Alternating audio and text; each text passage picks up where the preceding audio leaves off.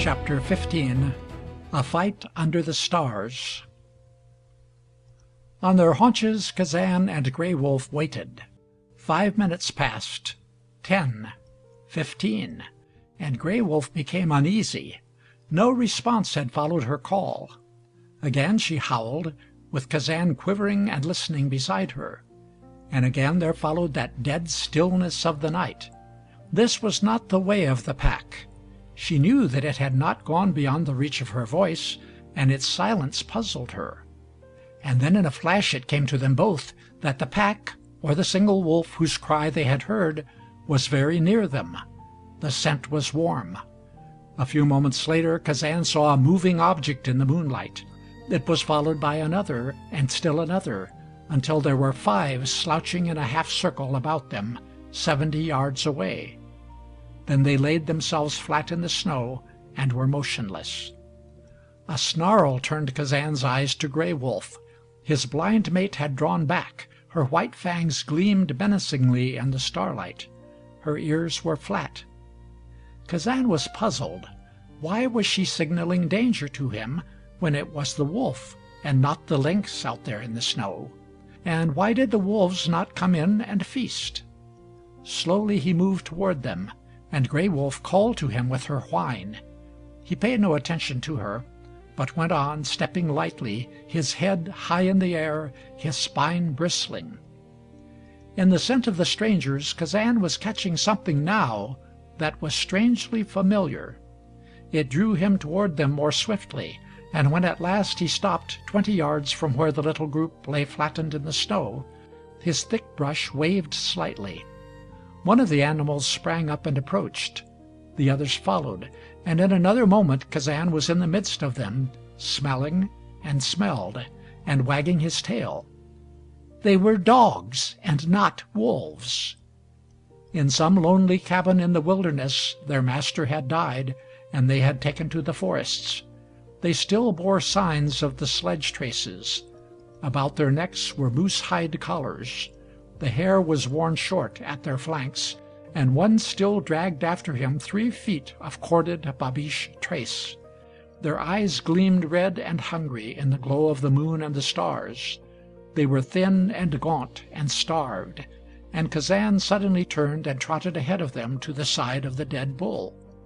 Then he fell back and sat proudly on his haunches beside Gray Wolf, listening to the snapping of jaws and the rending of flesh as the starved pack feasted. Gray Wolf slunk closer to Kazan. She muzzled his neck, and Kazan gave her a swift dog-like caress of his tongue, assuring her that all was well. She flattened herself in the snow when the dogs had finished, and came up in their dog way to sniff at her and make closer acquaintance with Kazan. Kazan towered over her, guarding her.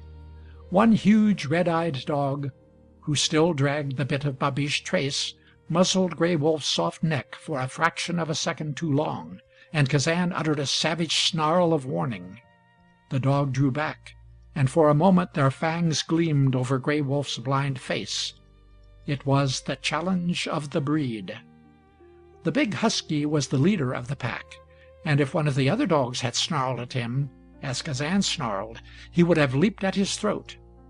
But in Kazan, standing fierce and half-wild over Gray Wolf, he recognized none of the serfdom of the sledge-dogs. It was master facing master. In Kazan it was more than that, for he was Gray Wolf's mate. In an instant more he would have leaped over her body to have fought for her, more than for the right of leadership. But the big husky turned away sullenly, growling, still snarling, and vented his rage by nipping fiercely at the flank of one of his sledge-mates. Gray Wolf understood what had happened, though she could not see. She shrank closer to Kazan. She knew that the moon and the stars had looked down on that thing that always meant death, the challenge to the right of mate. With her luring coyness, whining and softly muzzling his shoulder and neck, she tried to draw Kazan away from the pad-beaten circle in which the bull lay. Kazan's answer was an ominous rolling of smothered thunder deep down in his throat. He lay down beside her, licked her blind face swiftly, and faced the stranger dogs. The moon sank lower and lower, and at last dropped behind the western forests. The stars grew paler. One by one they faded from the sky, and after a time there followed the cold gray dawn of the north. In that dawn the big husky leader rose from the hole he had made in the snow and returned to the bull. Kazan, alert, was on his feet in an instant, and stood also close to the bull. The two circled ominously, their heads lowered, their crests bristling. The husky drew away, and Kazan crouched at the bull's neck and began tearing at the frozen flesh. He was not hungry, but in this way he showed his right to the flesh, his defiance of the right of the big husky. For a few seconds he forgot Gray Wolf. The husky had slipped back like a shadow, and now he stood again over Gray Wolf, sniffing her neck and body. Then he whined. In that whine were the passion, the invitation, the demand of the wild. So quickly that the eye could scarcely follow her movement, faithful Gray Wolf sank her gleaming fangs in the husky's shoulder. A gray streak, nothing more tangible than a streak of gray, silent and terrible, shot through the dawn gloom. It was Kazan. He came without a snarl, without a cry, and in a moment he and the husky were in the throes of terrific battle. The four other huskies ran in quickly, and stood waiting a dozen paces from the combatants. Gray Wolf lay crouched on her belly. The giant husky and the quarter-strain wolf dog were not fighting like sledge dog or wolf. For a few moments rage and hatred made them fight like mongrels. Both had holds. Now one was down, and now the other, and so swiftly did they change their positions that the four waiting sledge dogs were puzzled and stood motionless. Under other conditions they would have leaped upon the first of the fighters to be thrown upon his back and torn him to pieces. That was the way of the wolf and the wolf dog. But now they stood back, hesitating and fearful. The big husky had never been beaten in battle. Great Dane ancestors had given him a huge bulk and a jaw that could crush an ordinary dog's head. But in Kazan he was meeting not only the dog and the wolf, but all that was best in the two. And Kazan had the advantage of a few hours of rest and a full stomach. More than that, he was fighting for Gray Wolf. His fangs had sunk deep in the husky's shoulder, and the husky's long teeth met through the hide and flesh of his neck. An inch deeper, and they would have pierced his jugular. Kazan knew this, as he crunched his enemy's shoulder bone, and every instant, even in their fiercest struggling, he was guarding against a second and more successful lunge of those powerful jaws. At last the lunge came, and quicker than the wolf itself, Kazan freed himself and leaped back. His chest dripped blood, but he did not feel the hurt. They began slowly to circle, and now the watching sledge dogs drew a step or two nearer, and their jaws drooled nervously, and their red eyes glared as they waited for the fatal moment. Their eyes were on the big husky. He became the pivot of Kazan's wider circle now, and he limped as he turned. His shoulder was broken. His ears were flattened as he watched Kazan. Kazan's ears were erect, and his feet touched the snow lightly. All his fighting cleverness and all his caution had returned to him. The blind rage of a few moments was gone, and he fought now as he had fought his deadliest enemy, the long-clawed lynx. 5 times he circled around the husky, and then like a shot he was in, sending his whole weight against the husky's shoulder, with the momentum of a 10-foot leap behind it. This time he did not try for a hold, but slashed at the husky's jaws. It was the deadliest of all attacks, when that merciless tribunal of death stood waiting for the first fall of the vanquished. The huge dog was thrown from his feet. For a fatal moment he rolled upon his side, and in the moment his 4 sledge-mates were upon him. All of their hatred of the weeks and months in which the long-fanged leader had bullied them in the traces was concentrated upon him now, and he was literally torn into pieces. Kazan pranced to Gray Wolf's side, and with a joyful whine she laid her head over his neck. Twice he had fought the fight of death for her. Twice he had won, and in her blindness Gray Wolf's soul, if soul she had, rose in exultation to the cold gray sky, and her breast panted against Kazan's shoulder as she listened to the crunching of fangs in the flesh and bone of the foe her lord and master had overthrown.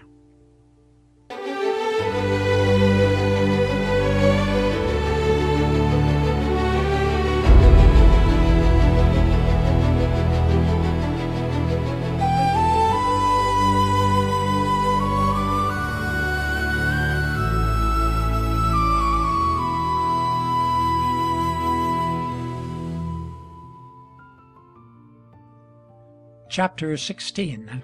The Call.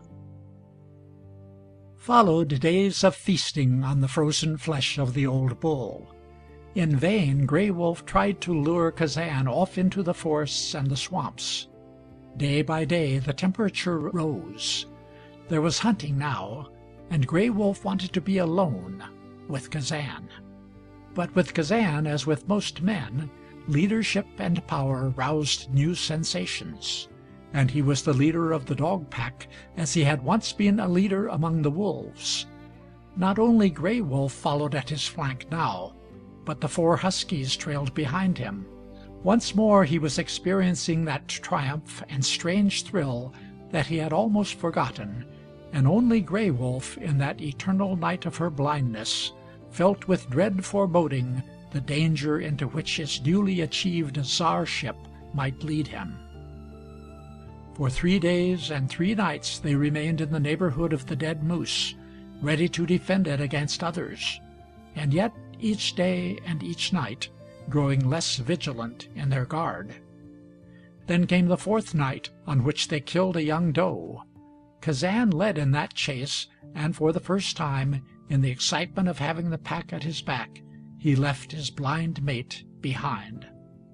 When they came to the kill, he was the first to leap at its soft throat, and not until he had begun to tear at the doe's flesh did the others dare to eat. He was master.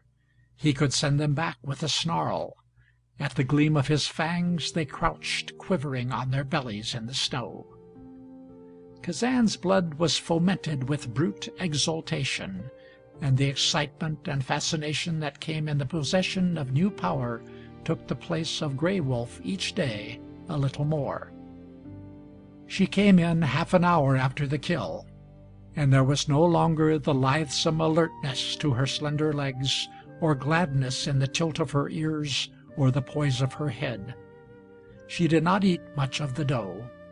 Her blind face was turned always in Kazan's direction. Wherever he moved she followed with her unseeing eyes, as if expecting each moment his old signal to her, that low throat note that had called to her so often when they were alone in the wilderness. In Kazan, as leader of the pack, there was working a curious change. If his mates had been wolves, it would not have been difficult for Gray Wolf to have lured him away. But Kazan was among his own kind. He was a dog, and they were dogs. Fires that had burned down and ceased to warm him flamed up in him anew. In his life with Gray Wolf one thing had oppressed him as it could not oppress her, and that thing was loneliness. Nature had created him of that kind which requires companionship, not of one, but of many. It had given him birth that he might listen to and obey the commands of the voice of man. He had grown to hate men, but of the dogs, his kind, he was a part. He had been happy with Gray Wolf, happier than he had ever been in the companionship of men and his blood brothers. But he had been a long time separated from the life that had once been his, and the call of blood made him, for a time, forget. And only Gray Wolf, with that wonderful super-instinct which nature was giving her in place of her lost sight, foresaw the end to which it was leading him. Each day the temperature continued to rise, until when the sun was warmest the snow began to thaw a little. This was 2 weeks after the fight near the bull. Gradually the pack had swung eastward until it was now 50 miles east and 20 miles south of the old home under the windfall. More than ever, Gray Wolf began to long for their old nest under the fallen trees. Again, with those first promises of spring and sunshine and air, there was coming also, for the second time in her life, the promise of approaching motherhood. But her efforts to draw Kazan back were unavailing, and in spite of her protest, he wandered each day a little farther east and south at the head of his pack. Instinct impelled the 4 huskies to move in that direction. They had not yet been long enough a part of the wild to forget the necessity of man, and in that direction there was man. In that direction, and not far from them now, was the Hudson Bay Company's post, to which they and their dead master owed their allegiance.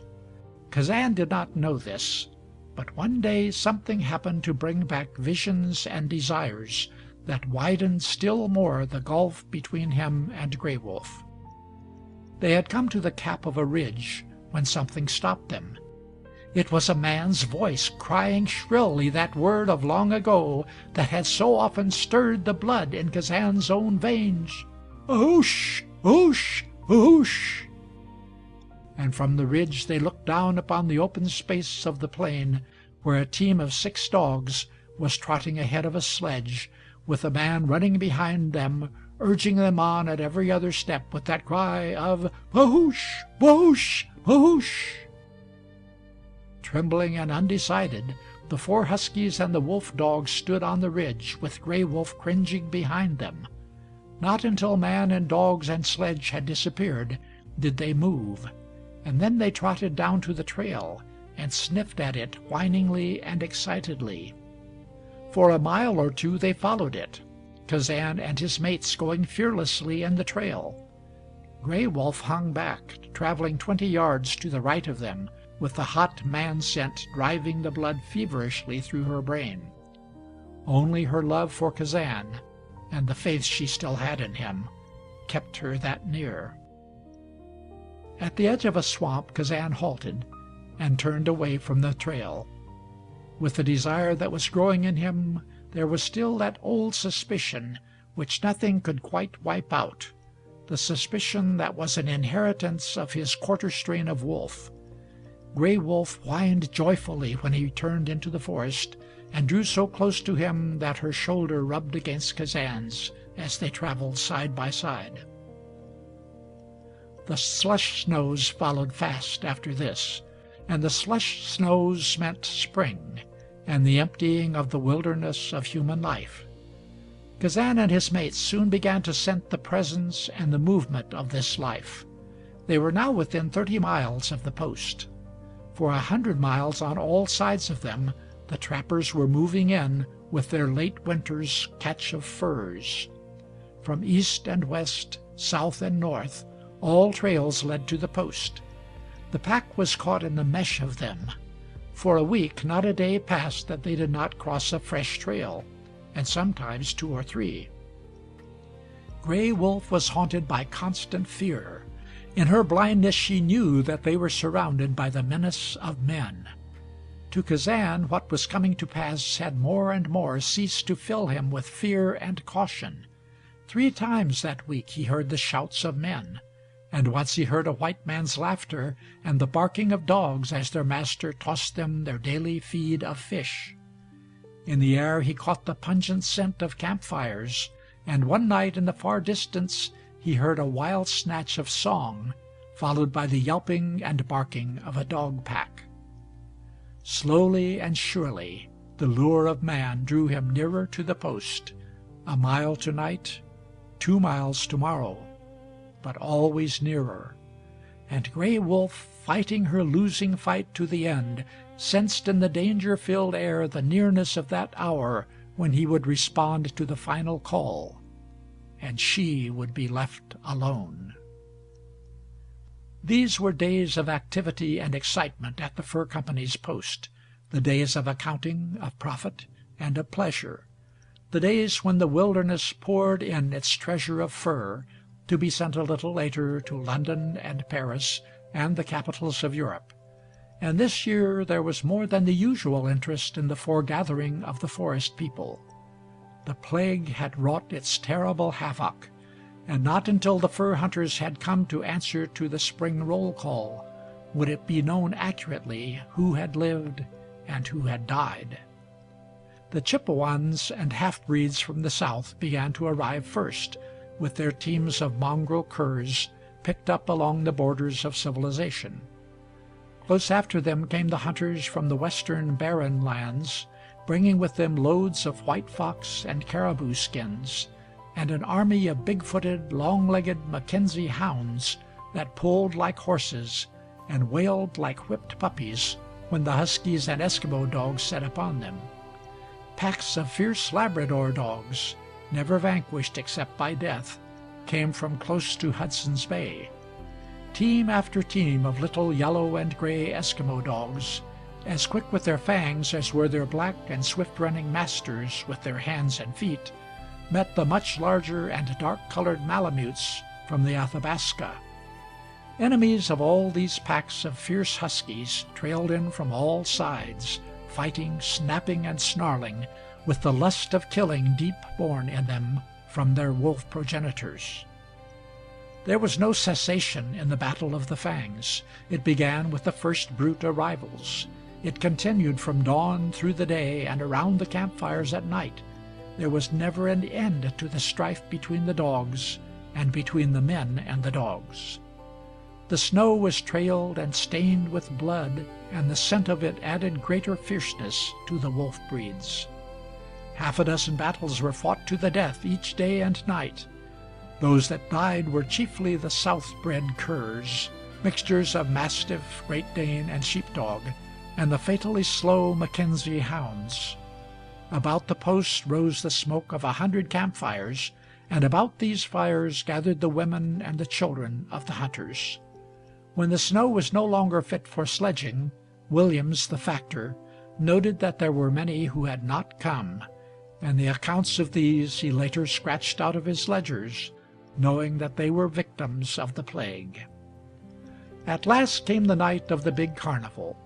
For weeks and months women and children and men had been looking forward to this. In scores of forest cabins, in smoke-blackened teepees, and even in the frozen homes of the little Eskimos, anticipation of this wild night of pleasure had given an added zest to life. It was the big circus, the good time given twice each year by the company to its people. This year, to offset the memory of plague and death, the factor had put forth unusual exertions. His hunters had killed 4 fat caribou. In the clearing there were great piles of dry logs, and in the center of all there rose 8 10-foot tree butts, crotched at the top, and from crotch to crotch there rested a stout sapling stripped of bark, and on each sapling was spitted the carcass of a caribou, to be roasted whole by the heat of the fire beneath.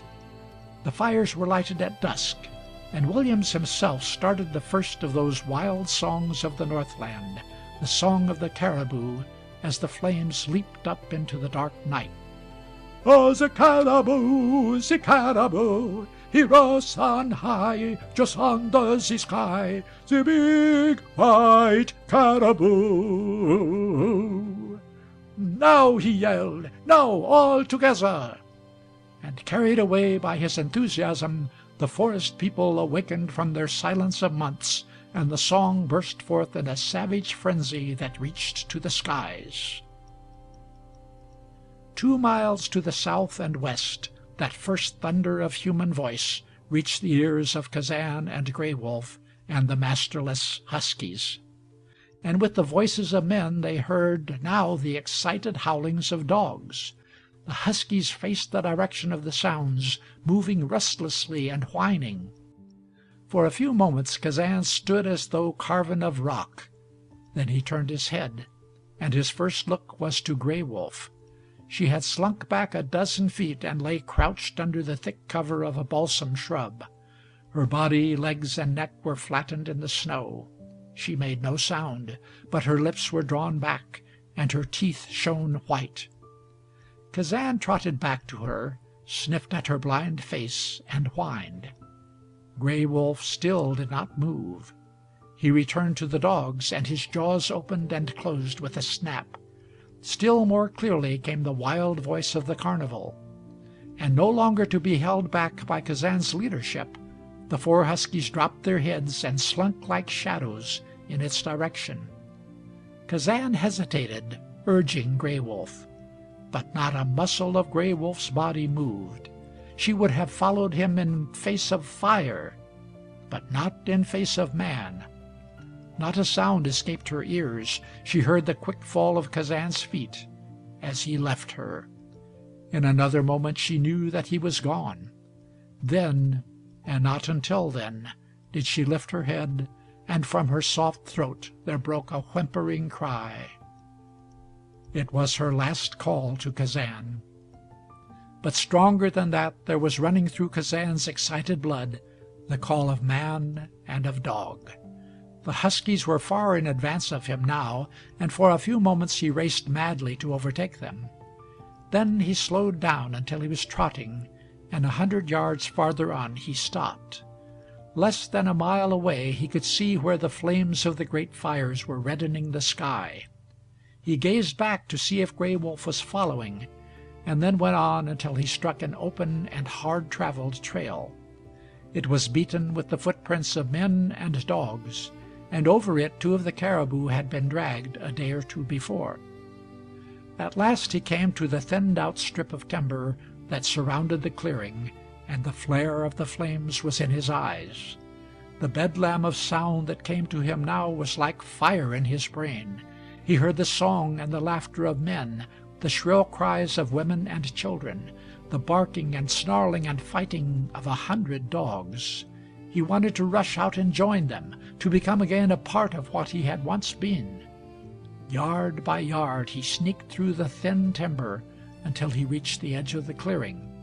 There he stood in the shadow of a spruce and looked out upon life as he had once lived it, trembling, wistful, and yet hesitating in that final moment. 100 yards away was the savage circle of men and dogs and fire. His nostrils were filled with the rich aroma of the roasting caribou, and as he crouched down, still with that wolfish caution that Gray Wolf had taught him, men with long poles brought the huge carcasses crashing down upon the melting snow about the fires. In one great rush the horde of wild revelers crowded in with bared knives, and a snarling mass of dogs closed in behind them.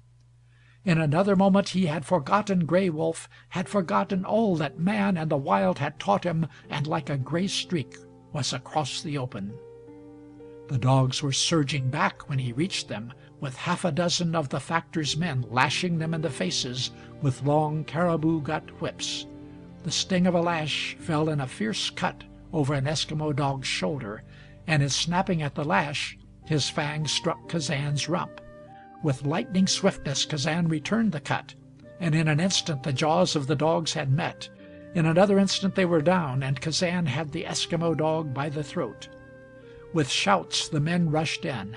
Again and again their whips cut like knives through the air. Their blows fell on Kazan, who was uppermost, and as he felt the burning pain of the scourging whips, there flooded through him all at once the fierce memory of the days of old, the days of the club and the lash. He snarled. Slowly he loosened his hold of the Eskimo dog's throat. And then, out of the melee of dogs and men, there sprang another man, with a club.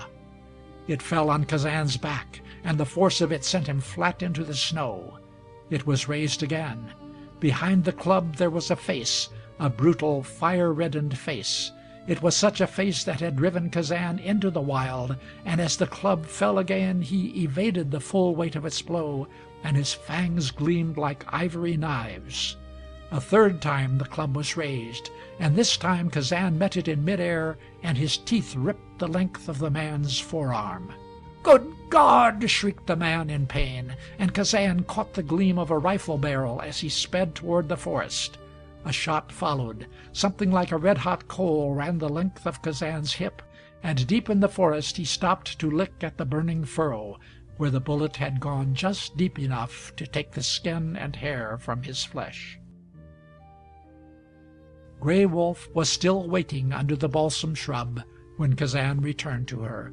Joyously she sprang forth to meet him. Once more the man had sent back the old Kazan to her. He muzzled her neck and face, and stood for a few moments with his head resting across her back, listening to the distant sound. Then, with ears laid flat, he set out straight into the north and west, and now Gray Wolf ran shoulder to shoulder with him, like the Gray Wolf of the days before the dog pack came. For that wonderful thing that lay beyond the realm of reason told her that once more she was comrade and mate, and that their trail that night was leading to their old home under the windfall.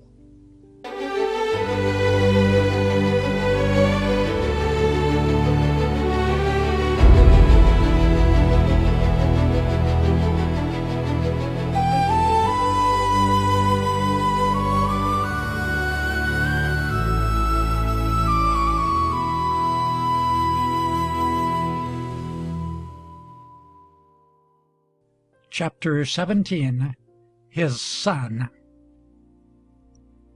It happened that Kazan was to remember three things above all others.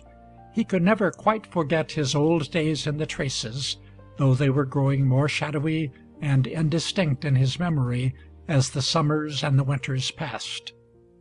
Like a dream there came to him a memory of the time he had gone down to civilization. Like dreams were the visions that rose before him now and then of the face of the first woman, and of the faces of masters who, to him, had lived ages ago. And never would he quite forget the fire, and his fights with man and beast, and his long chases in the moonlight. But two things were always with him as if they had been but yesterday, rising clear and unforgettable above all others, like the two stars in the north that never lost their brilliance. One was woman. The other was the terrible fight of that night on the top of the Sun Rock, when the lynx had blinded forever his wild mate, Gray Wolf. Certain events remain indelibly fixed in the minds of men, and so, in a not very different way, they remain in the minds of beasts. It takes neither brain nor reason to measure the depths of sorrow or of happiness. And Kazan, in his unreasoning way, knew that contentment and peace, a full stomach, and caresses and kind words instead of blows had come to him through woman, and that comradeship in the wilderness, faith, loyalty, and devotion were a part of Gray Wolf. The third unforgettable thing was about to occur in the home they had found for themselves under the swamp windfall during the days of cold and famine. They had left the swamp over a month before, when it was smothered deep in snow. On the day they returned to it, the sun was shining warmly in the first glorious days of spring warmth. Everywhere, big and small, there were the rushing torrents of melting snows and the crackle of crumbling ice, the dying cries of thawing rock and earth and tree, and each night for many nights past the cold pale glow of the aurora borealis had crept farther and farther toward the pole in fading glory. So early as this the poplar buds had begun to swell, and the air was filled with the sweet odor of balsam, spruce, and cedar. Where there had been famine and death and stillness 6 weeks before, Kazan and Gray Wolf now stood at the edge of the swamp and breathed the earthy smells of spring and listened to the sounds of life. Over their heads a pair of newly mated moose birds fluttered and scolded at them. A big jay sat pluming himself in the sunshine. Farther in they heard the crack of a stick broken under a heavy hoof. From the ridge behind them they caught the raw scent of a mother bear, busy pulling down the tender poplar buds for her 6 weeks old cubs, born while she was still deep in her winter sleep. In the warmth of the sun and the sweetness of the air there breathed to Gray Wolf the mystery of matehood and of motherhood. She whined softly and rubbed her blind face against Kazan. For days, in her way, she tried to tell him. More than ever she wanted to curl herself up in that warm, dry nest under the windfall. She had no desire to hunt. The crack of the dry stick under a cloven hoof and the warm scent of the she-bear and her cubs roused none of the old instincts in her. She wanted to curl herself up in the old windfall and wait. And she tried hard to make Kazan understand her desire. Now that the snow was gone, they found that a narrow creek lay between them and the knoll on which the windfall was situated. Gray Wolf picked up her ears at the tumult of the little torrent. Since the day of the fire, when Kazan and she had saved themselves on the sandbar, she had ceased to have the inherent wolf horror of water. She followed fearlessly, even eagerly, behind Kazan as he sought a place where they could ford the rushing little stream. On the other side Kazan could see the big windfall. Gray Wolf could smell it, and she whined joyously, with her blind face turned toward it. 100 yards up the stream a big cedar had fallen over it, and Kazan began to cross. For a moment Gray Wolf hesitated, and then followed. Side by side they trotted to the windfall. With their heads and shoulders in the dark opening to their nest, they scented the air long and cautiously. Then they entered. Kazan heard Gray Wolf as she flung herself down on the dry floor of the snug cavern. She was panting, not from exhaustion, but because she was filled with a sensation of contentment and happiness. In the darkness Kazan's own jaws fell apart. He, too, was glad to get back to their old home. He went to Gray Wolf, and panting still harder, she licked his face. It had but one meaning, and Kazan understood. For a moment he lay down beside her, listening, and eyeing the opening to their nest. Then he began to sniff about the log walls. He was close to the opening when a sudden fresh scent came to him, and he grew rigid and his bristles stood up. The scent was followed by a whimpering, babyish chatter. A porcupine entered the opening and proceeded to advance in its foolish fashion, still chattering in that babyish way that has made its life inviolable at the hands of man. Kazan had heard that sound before, and like all other beasts had learned to ignore the presence of the innocuous creature that made it. But just now he did not stop to consider that what he saw was a porcupine, and that at his first snarl the good-humored little creature would waddle away as fast as it could, still chattering baby talk to itself. His first reasoning was that it was a live thing invading the home to which Gray Wolf and he had just returned. A day later, or perhaps an hour later, he would have driven it back with a growl. Now he leaped upon it. A wild chattering intermingled with pig-like squeaks, and then a rising staccato of howls followed the attack. Gray Wolf sprang to the opening. The porcupine was rolled up in a 1,000-spiked ball a dozen feet away, and she could hear Kazan tearing about in the throes of the direst agony that can befall a beast of the forests. His face and nose were a mat of quills. For a few moments he rolled and dug in the wet mold and earth, pawing madly at the things that pierced his flesh. Then he set off like all dogs will who have come into contact with the friendly porcupine, and raced again and again around the windfall, howling at every jump. Gray Wolf took the matter coolly. It is possible that at times there are moments of humor in the lives of animals. If so, she saw this one. She scented the porcupine, and she knew that Kazan was full of quills. As there was nothing to do and nothing to fight, she sat back on her haunches and waited, pricking up her ears every time Kazan passed her in his mad circuit around the windfall. At his fourth or fifth heat the porcupine smoothed itself down a little, and continuing the interrupted thread of its chatter, waddled to a nearby poplar, climbed it, and began to gnaw the tender bark from a limb. At last Kazan halted before Gray Wolf. The first agony of 100 little needles piercing his flesh had deadened into a steady burning pain. Gray Wolf went over to him and investigated him cautiously. With her teeth she seized the ends of 2 or 3 of the quills and pulled them out. Kazan was very much dog now. He gave a yelp and whimpered as Gray Wolf jerked out a second bunch of quills. Then he flattened himself on his belly, stretched out his forelegs, closed his eyes, and without any other sound except an occasional yelp of pain, allowed Gray Wolf to go on with the operation. Fortunately he had escaped getting any of the quills in his mouth and tongue, but his nose and jaws were soon red with blood. For an hour Gray Wolf kept faithfully at her task, and by the end of that time had succeeded in pulling out most of the quills. A few still remained, too short and too deeply embedded for her to extract with her teeth. After this Kazan went down to the creek and buried his burning muzzle in the cold water. This gave him some relief, but only for a short time. The quills that remained worked their way deeper and deeper into his flesh like living things. Nose and lips began to swell. Blood and saliva dripped from his mouth, and his eyes grew red. 2 hours after Gray Wolf had retired to her nest under the windfall, a quill had completely pierced his lip and began to prick his tongue. In desperation Kazan chewed viciously upon a piece of wood.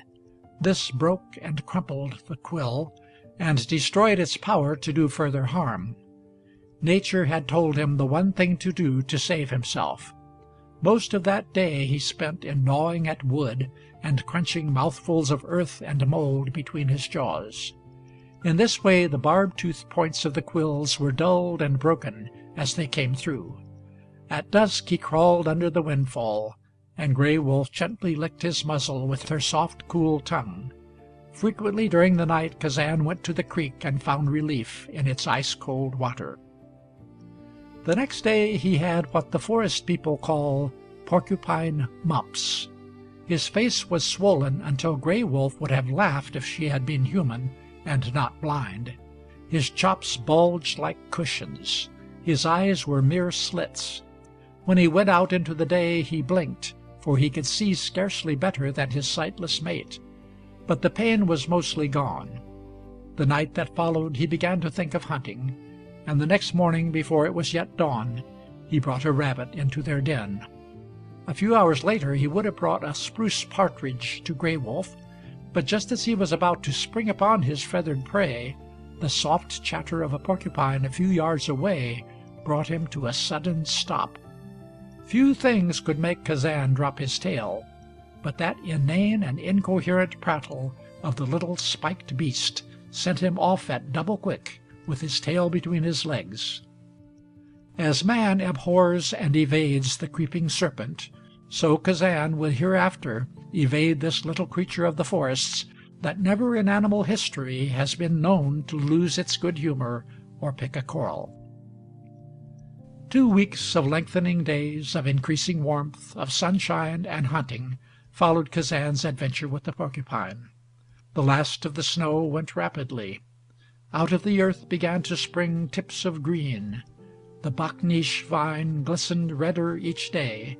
The poplar buds began to split, and in the sunniest spots, between the rocks of the ridges, the little white snowflowers began to give a final proof that spring had come. For the first of those 2 weeks Gray Wolf hunted frequently with Kazan. They did not go far. The swamp was alive with small game, and each day or night they killed fresh meat. After the first week Gray Wolf hunted less. Then came the soft and balmy night, glorious in the radiance of a full spring moon, when she refused to leave the windfall. Kazan did not urge her. Instinct made him understand, and he did not go far from the windfall that night in his hunt. When he returned he brought a rabbit. Came then the night when, from the darkest corner of the windfall, Gray Wolf warned him back with a low snarl. He stood in the opening, a rabbit between his jaws. He took no offense at the snarl, but stood for a moment gazing into the gloom where Gray Wolf had hidden herself. Then he dropped the rabbit and lay down squarely in the opening. After a little he rose restlessly and went outside, but he did not leave the windfall. It was day when he re-entered. He sniffed, as he had sniffed once before a long time ago, between the boulders at the top of the Sun-Rock. That which was in the air was no longer a mystery to him. He came nearer, and Gray Wolf did not snarl. She whined coaxingly as he touched her. Then his muzzle found something else. It was soft and warm, and made a queer little sniffling sound. There was a responsive whine in his throat, and in the darkness came the quick soft caress of Gray Wolf's tongue. Kazan returned to the sunshine and stretched himself out before the door of the windfall. His jaws dropped open, for he was filled with a strange contentment.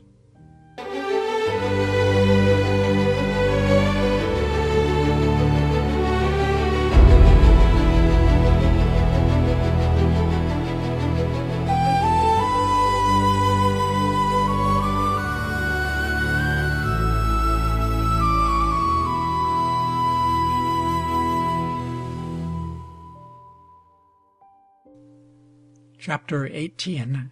The Education of Baree. Robbed once of the joys of parenthood by the murder on the Sun-Rock, both Gray Wolf and Kazan were different from what they would have been had the big gray lynx not come into their lives at that time. As if it were but yesterday, they remembered the moonlit night when the lynx brought blindness to Gray Wolf and destroyed her young, and when Kazan had avenged himself and his mate in his terrible fight to the death with their enemy. And now, with that soft little handful of life snuggling close up against her, Gray Wolf saw through her blind eyes the tragic picture of that night more vividly than ever, and she quivered at every sound, ready to leap in the face of an unseen foe, to rend all flesh that was not the flesh of Kazan. And ceaselessly, the slightest sound bringing him to his feet, Kazan watched and guarded. He mistrusted the moving shadows. The snapping of a twig drew back his upper lip. His fangs gleamed menacingly when the soft air brought a strange scent. In him, too, the memory of the Sun-Rock, the death of their first young, and the blinding of Gray Wolf had given birth to a new instinct. Not for an instant was he off his guard. As surely as one expects the sun to rise, so did he expect that sooner or later their deadly enemy would creep on them from out of the forest. In another hour such as this, the lynx had brought death, the lynx had brought blindness, and so day and night he waited and watched for the lynx to come again. And woe unto any other creature of flesh and blood that dared approach the windfall in those first days of Gray Wolf's motherhood. But peace had spread its wings of sunshine and plenty over the swamp. There were no intruders, unless the noisy whiskey-jacks, the big-eyed moose-birds, the chattering bush sparrows, and the wood-mice and ermine could be called such. After the first day or two, Kazan went more frequently into the windfall, and though more than once he nosed searchingly about Gray Wolf, he could find only the one little pup. A little farther west, the dog ribs would have called the pup Baree, for two reasons: because he had no brothers or sisters, and because he was a mixture of dog and wolf.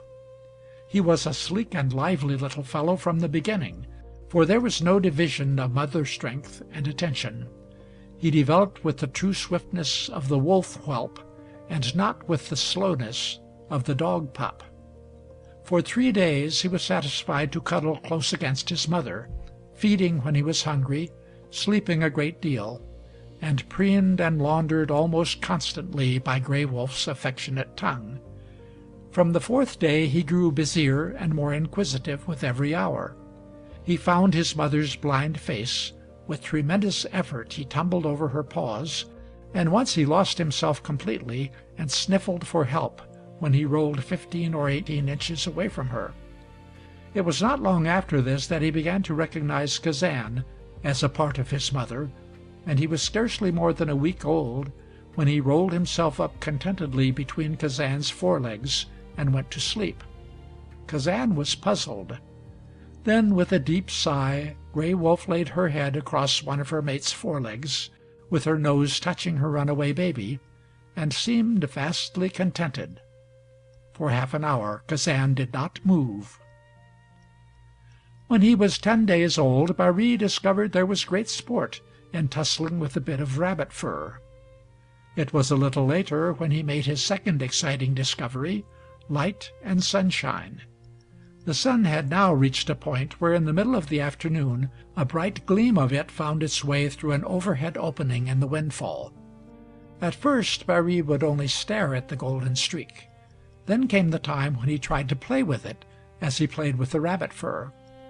Each day thereafter he went a little nearer the opening through which Kazan passed from the windfall into the big world outside. Finally came the time when he reached the opening and crouched there, blinking and frightened at what he saw. And now Gray Wolf no longer tried to hold him back, but went out into the sunshine and tried to call him to her. It was 3 days before his weak eyes had grown strong enough to permit his following her, and very quickly after that Baree learned to love the sun, the warm air, and the sweetness of life, and to dread the darkness of the closed-in den where he had been born. That this world was not altogether so nice as it first appeared, he was very soon to learn. At the darkening signs of an approaching storm one day, Gray Wolf tried to lure him back under the windfall. It was her first warning to Baree, and he did not understand. Where Gray Wolf failed, nature came to teach a first lesson. Baree was caught in a sudden deluge of rain. It flattened him out in pure terror, and he was drenched and half drowned before Gray Wolf caught him between her jaws and carried him into shelter. One by one after this the first strange experiences of life came to him, and one by one his instincts received their birth. Greatest for him of the days to follow was that on which his inquisitive nose touched the raw flesh of a freshly killed and bleeding rabbit. It was his first taste of blood. It was sweet. It filled him with strange excitement, and thereafter he knew what it meant when Kazan brought in something between his jaws. He soon began to battle with sticks in place of the soft fur, and his teeth grew as hard and as sharp as little needles. The great mystery was bared to him at last when Kazan brought in between his jaws a big rabbit that was still alive, but so badly crushed that it could not run when dropped to the ground. Baree had learned to know what rabbits and partridges meant, the sweet warm blood that he loved better even than he had ever loved his mother's milk. But they had come to him dead. He had never seen one of the monsters alive. And now the rabbit that Kazan dropped to the ground, kicking and struggling with a broken back, sent Baree back appalled. For a few moments he wonderingly watched the dying throes of Kazan's prey. Both Kazan and Gray Wolf seemed to understand that this was to be Baree's first lesson in his education as a slaying and flesh-eating creature, and they stood close over the rabbit, making no effort to end its struggles. Half a dozen times Gray Wolf sniffed at the rabbit, and then turned her blind face toward Baree. After the third or fourth time, Kazan stretched himself out on his belly a few feet away and watched the proceedings attentively. Each time that Gray Wolf lowered her head to muzzle the rabbit, Baree's little ears shot up expectantly. When he saw that nothing happened and that his mother was not hurt, he came a little nearer. Soon he could reach out, stiff-legged and cautious, and touch the furry thing that was not yet dead. In a last spasmodic convulsion, the big rabbit doubled up its rear legs and gave a kick that sent Baree sprawling back, yelping in terror. He regained his feet, and then, for the first time, anger and the desire to retaliate took possession of him. The kick had completed his first education. He came back with less caution, but stiffer-legged, and a moment later had dug his tiny teeth in the rabbit's neck. He could feel the throb of life in the soft body. The muscles of the dying rabbit twitched convulsively under him, and he hung with his teeth until there was no longer a tremor of life in his first kill. Gray Wolf was delighted.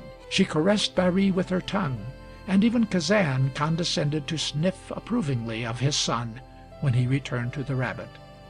And never before had warm, sweet blood tasted so good to Bari as it did today. Swiftly Bari developed from a blood-tasting into a flesh-eating animal. One by one the mysteries of life were unfolded to him. The mating night chortle of the gray owl, the crash of a falling tree, the roll of thunder, the rush of running water, the scream of a fisher cat, the mooing of the cow moose, and the distant call of his tribe. But chief of all these mysteries that were already becoming a part of his instinct was the mystery of scent.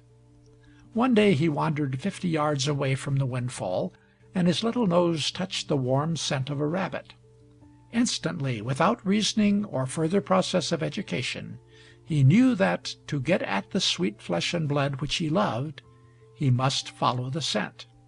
He wriggled slowly along the trail until he came to a big log, over which the rabbit had vaulted in a long leap, and from this log he turned back. Each day after this he went on adventures of his own. At first he was like an explorer without a compass in a vast and unknown world.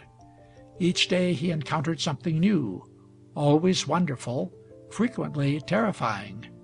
But his terrors grew less and less, and his confidence correspondingly greater. As he found that none of the things he feared did him any harm, he became more and more bold in his investigations, and his appearance was changing as well as his view of things. His round, roly-poly body was taking a different form. He became lithe and quick. The yellow of his coat darkened, and there was a whitish-gray streak along his back, like that along Kazan's. He had his mother's underthroat and her beautiful grace of head. Otherwise he was a true son of Kazan. His limbs gave signs of future strength and massiveness. He was broad across the chest. His eyes were wide apart, with a little red in the lower corners. The forest people know what to expect of husky pups who early develop that drop of red. It is a warning that they are born of the wild, and that their mothers or fathers are of the savage hunt packs. In Bari that tinge of red was so pronounced that it could mean but one thing. While he was almost half dog, the wild had claimed him forever. Not until the day of his first real battle with the living creature did Bari come fully into his inheritance. He had gone farther than usual from the windfall, fully 100 yards. Here he found a new wonder. It was the creek. He had heard it before, and he had looked down on it from afar, from a distance of 50 yards at least. But today he ventured going to the edge of it, and there he stood for a long time, with the water rippling and singing at his feet, gazing across it into the new world that he saw. Then he moved cautiously along the stream. He had not gone a dozen steps when there was a furious fluttering close to him, and one of the fierce big-eyed jays of the Northland was directly in his path. It could not fly. One of its wings dragged, probably broken in a struggle with some one of the smaller preying beasts. But for an instant it was a most startling and defiant bit of life to Bari. Then the grayish crest along his back stiffened, and he advanced. The wounded jay remained motionless until Bari was within 3 feet of it. In short, quick hops it began to retreat. Instantly Bari's indecision had flown to the 4 winds. With one sharp, excited yelp he flew at the defiant bird. For a few moments there was a thrilling race, and Bari's sharp little teeth buried themselves in the jay's feathers. Swift as a flash the bird's beak began to strike. The jay was the king of the smaller birds. In nesting season it killed the brush sparrows, the mild-eyed moose birds, and the tree sappers. Again and again it struck Bari with its powerful beak. But the son of Kazan had now reached the age of battle, and the pain of the blows only made his own teeth sink deeper. At last he found the flesh, and a puppyish snarl rose in his throat. Fortunately he had gained a hold under the wing, and after the first dozen blows, the jay's resistance grew weaker. 5 minutes later Barry loosened his teeth and drew back a step to look at the crumpled and motionless creature before him. The jay was dead. He had won his first battle. And with victory came the wonderful dawning of that greatest instinct of all, which told him that no longer was he a drone in the marvelous mechanism of wilderness life, but a part of it from this time forth, for he had killed. Half an hour later Gray Wolf came down over his trail. The jay was torn into bits. Its feathers were scattered about, and Barry's little nose was bloody. Barry was lying in triumph beside his victim. Swiftly Gray Wolf understood, and caressed him joyously. When they returned to the windfall, Barry carried in his jaws what was left of the jay. From that hour of his first kill, hunting became the chief passion of Barry's life. When he was not sleeping in the sun or under the windfall at night, he was seeking life that he could destroy. He slaughtered an entire family of wood mice. Moose birds were at first the easiest for him to stalk, and he killed 3. Then he encountered an ermine, and the fierce little white outlaw of the forests gave him his first defeat. Defeat cooled his ardor for a few days, but taught him the great lesson that there were other fanged and flesh-eating animals besides himself, and that nature had so schemed things that fang must not prey upon fang for food. Many things had been born in him.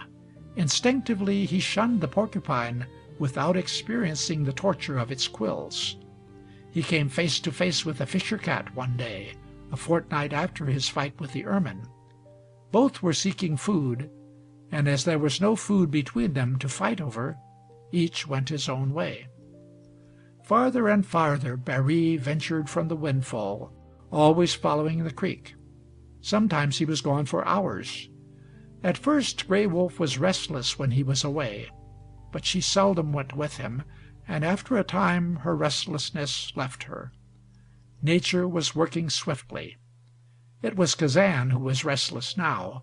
Moonlight nights had come, and the wanderlust was growing more and more insistent in his veins. And Gray Wolf, too, was filled with the strange longing to roam at large out into the big world. Came then the afternoon when Barry went on his longest hunt. Half a mile away he killed his first rabbit. He remained beside it until dusk. The moon rose, big and golden, flooding the forests and plains and ridges with a light almost like that of day. It was a glorious night, and Barry found the moon and left his kill, and the direction in which he traveled was away from the windfall. All that night Gray Wolf watched and waited, and when at last the moon was sinking into the south and west, she settled back on her haunches, turned her blind face to the sky, and sent forth her first howl since the day Barry was born. Nature had come into her own. Far away Barry heard, but he did not answer. A new world was his. He had said good-bye to the windfall and home.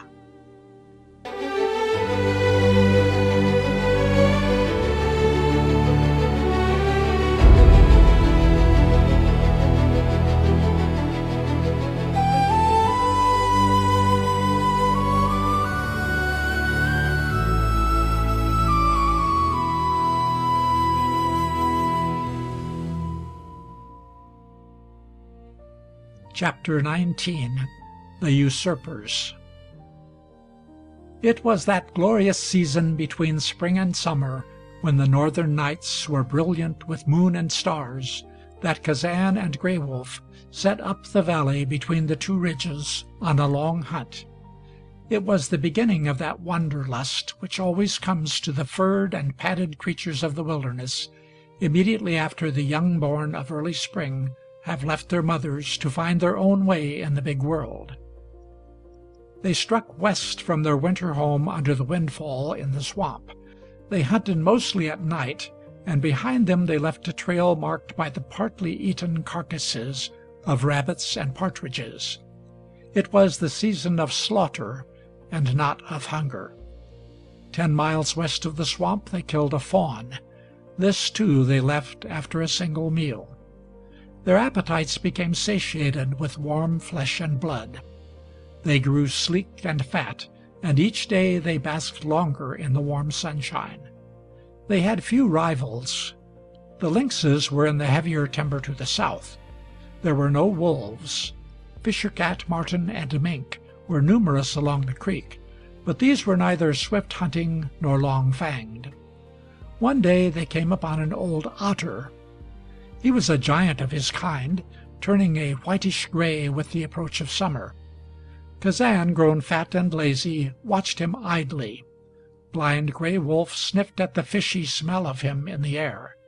To them he was no more than a floating stick, a creature out of their element, along with the fish, and they continued on their way, not knowing that this uncanny creature with the coal-like flappers was soon to become their ally in one of the strange and deadly feuds of the wilderness, which are as sanguinary to animal life as the deadliest feuds of men are to human life.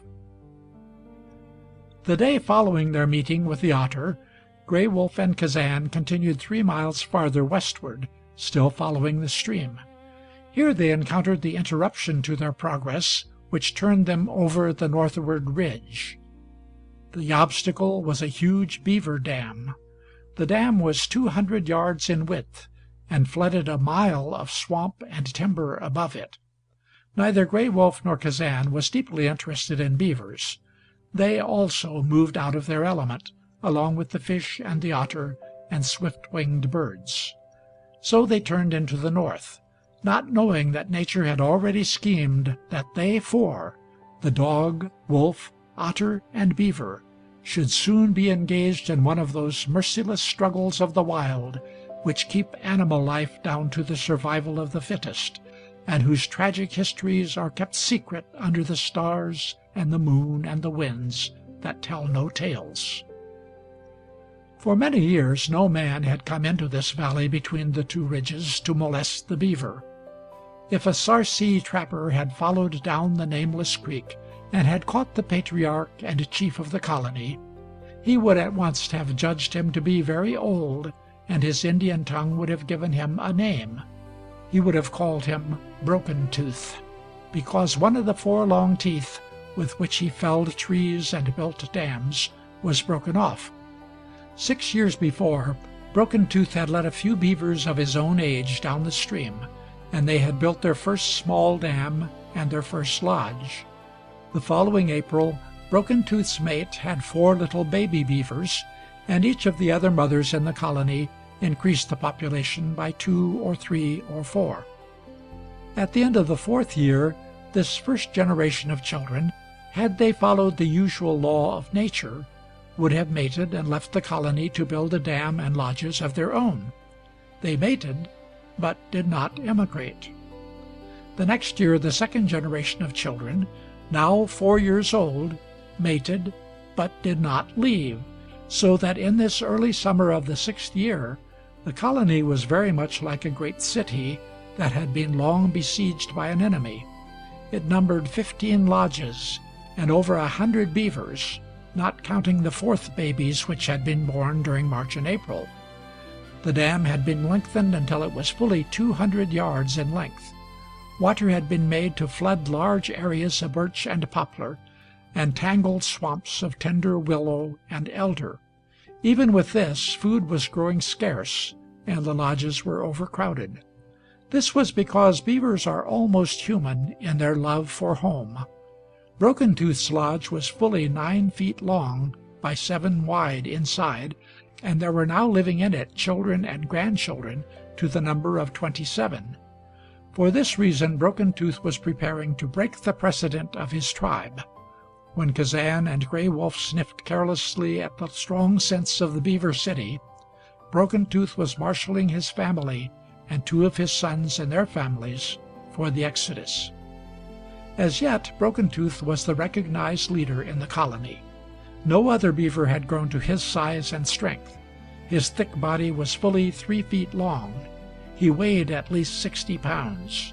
His tail was 14 inches in length and 5 in width, and on a still night he could strike the water a blow that could be heard 1/4 of a mile away. His webbed hind feet were twice as large as his mates, and he was easily the swiftest swimmer in the colony. Following the afternoon when Gray Wolf and Kazan had struck into the north, came the clear still night when Broken Tooth climbed to the top of the dam, shook himself, and looked down to see that his army was behind him. The starlit water of the big pond rippled and flashed with the movement of many bodies.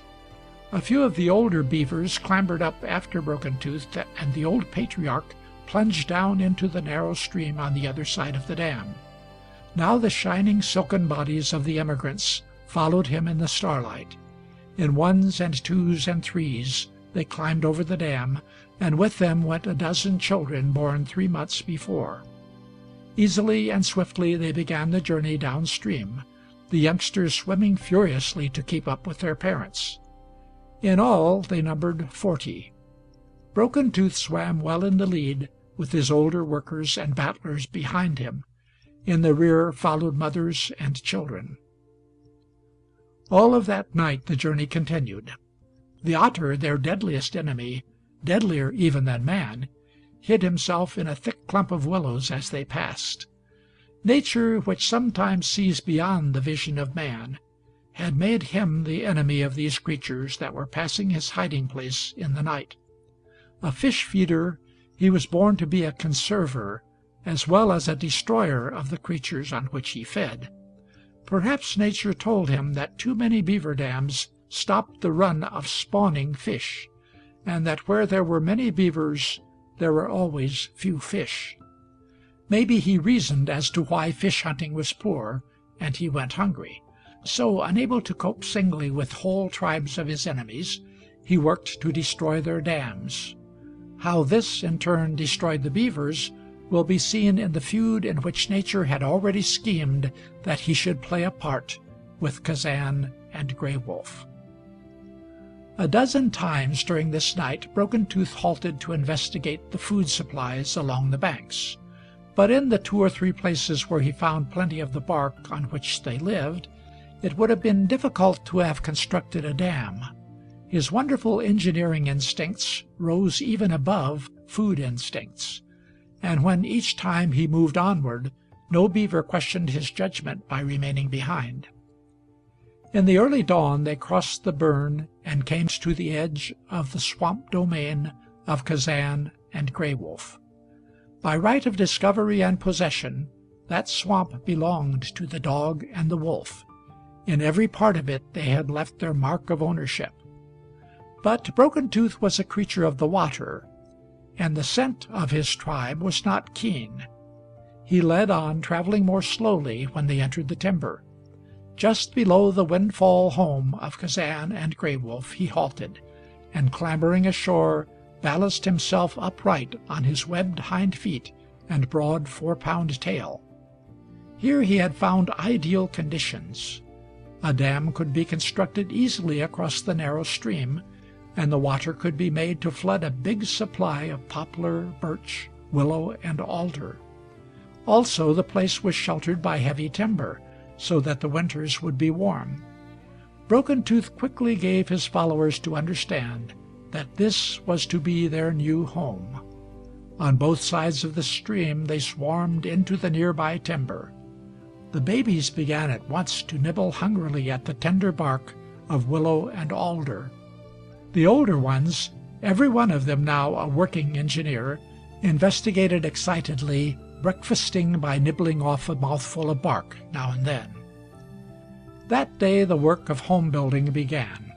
Broken Tooth himself selected a big birch that leaned over the stream and began the work of cutting through the 10-inch butt with his 3 long teeth.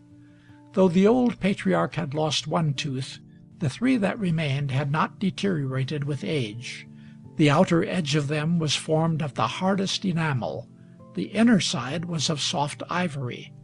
They were like the finest steel chisels, the enamel never wearing away, and the softer ivory replacing itself year by year as it was consumed.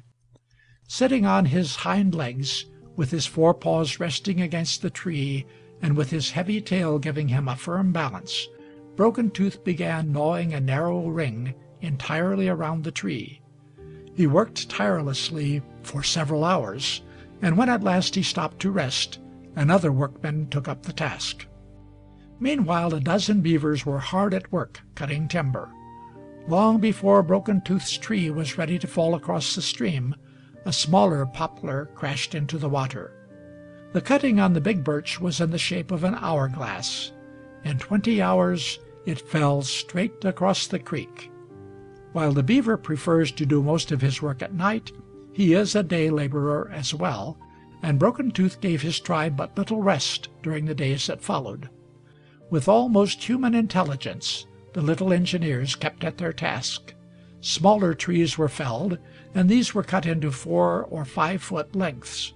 One by one these lengths were rolled to the stream, the beavers pushing them with their heads and forepaws, and by means of brush and small limbs they were fastened securely against the birch. When the framework was completed, the wonderful cement construction was begun. In this the beavers were the masters of men. Dynamite was the only force that could hereafter break up what they were building now. Under their cup-like chins, the beavers brought from the banks a mixture of mud and fine twigs, carrying from half a pound to a pound at a load, and began filling up the framework with it. Their task seemed tremendous, and yet Broken Tooth's engineers could carry a ton of this mud and twig mixture during a day and night. In 3 days the water was beginning to back, until it rose about the butts of a dozen or more trees, and was flooding a small area of brush. This made work easier. From now on materials could be cut in the water and easily floated. While a part of the beaver colony was taking advantage of the water, others were felling trees end to end with the birch, laying the working frame of a dam 100 feet in width. They had nearly accomplished this work when one morning Kazan and Gray Wolf returned to the swamp.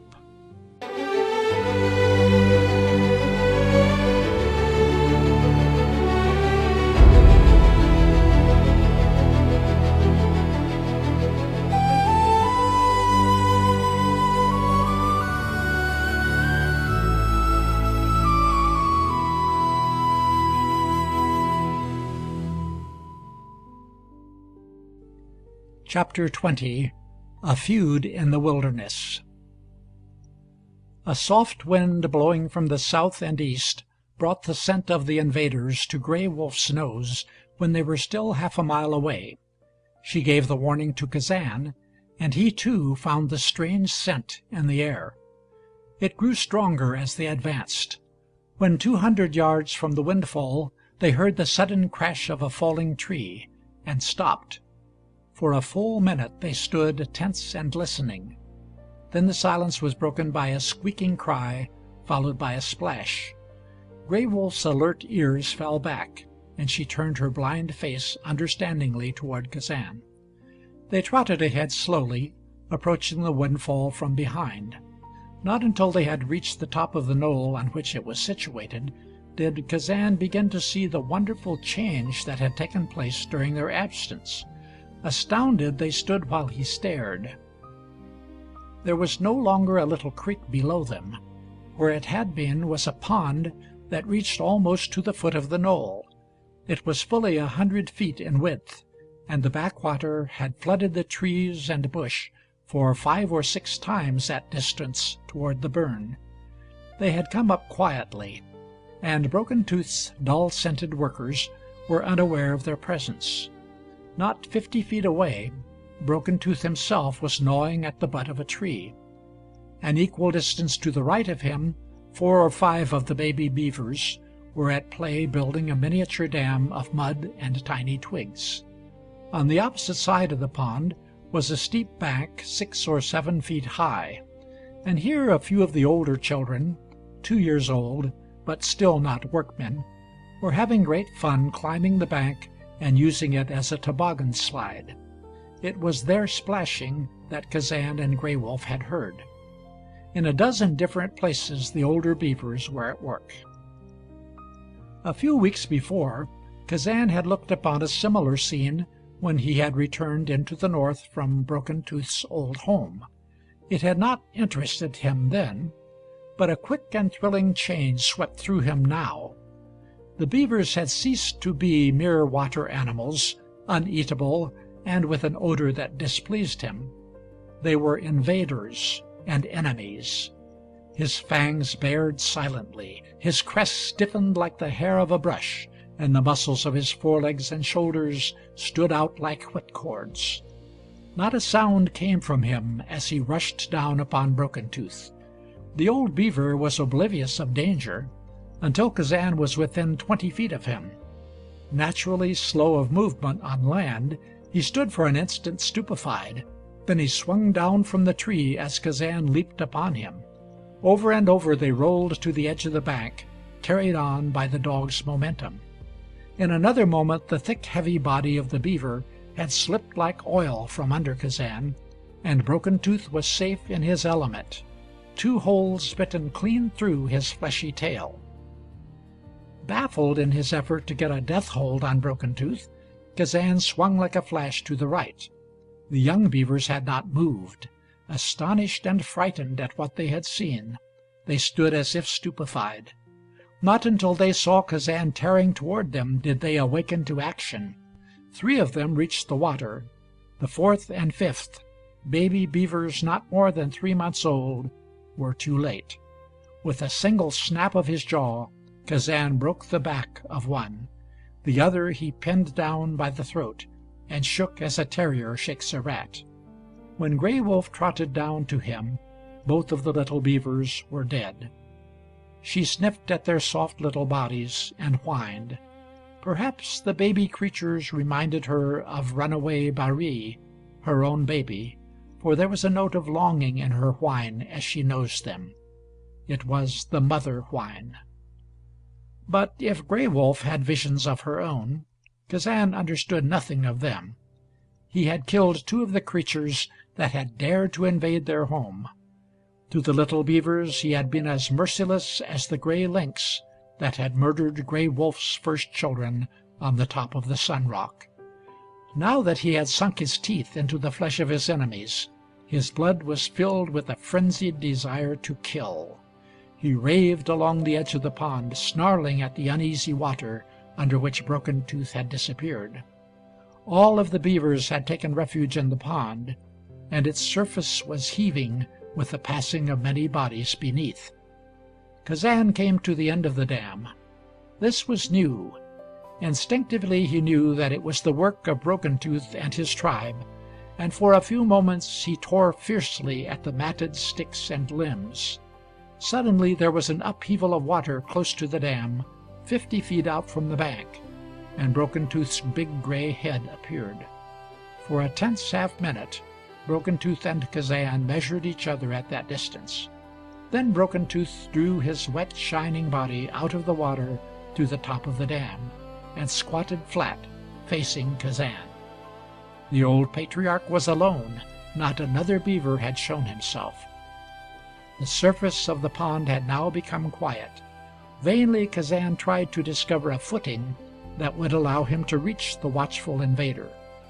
But between the solid wall of the dam and the bank there was a tangled framework through which the water rushed with some violence.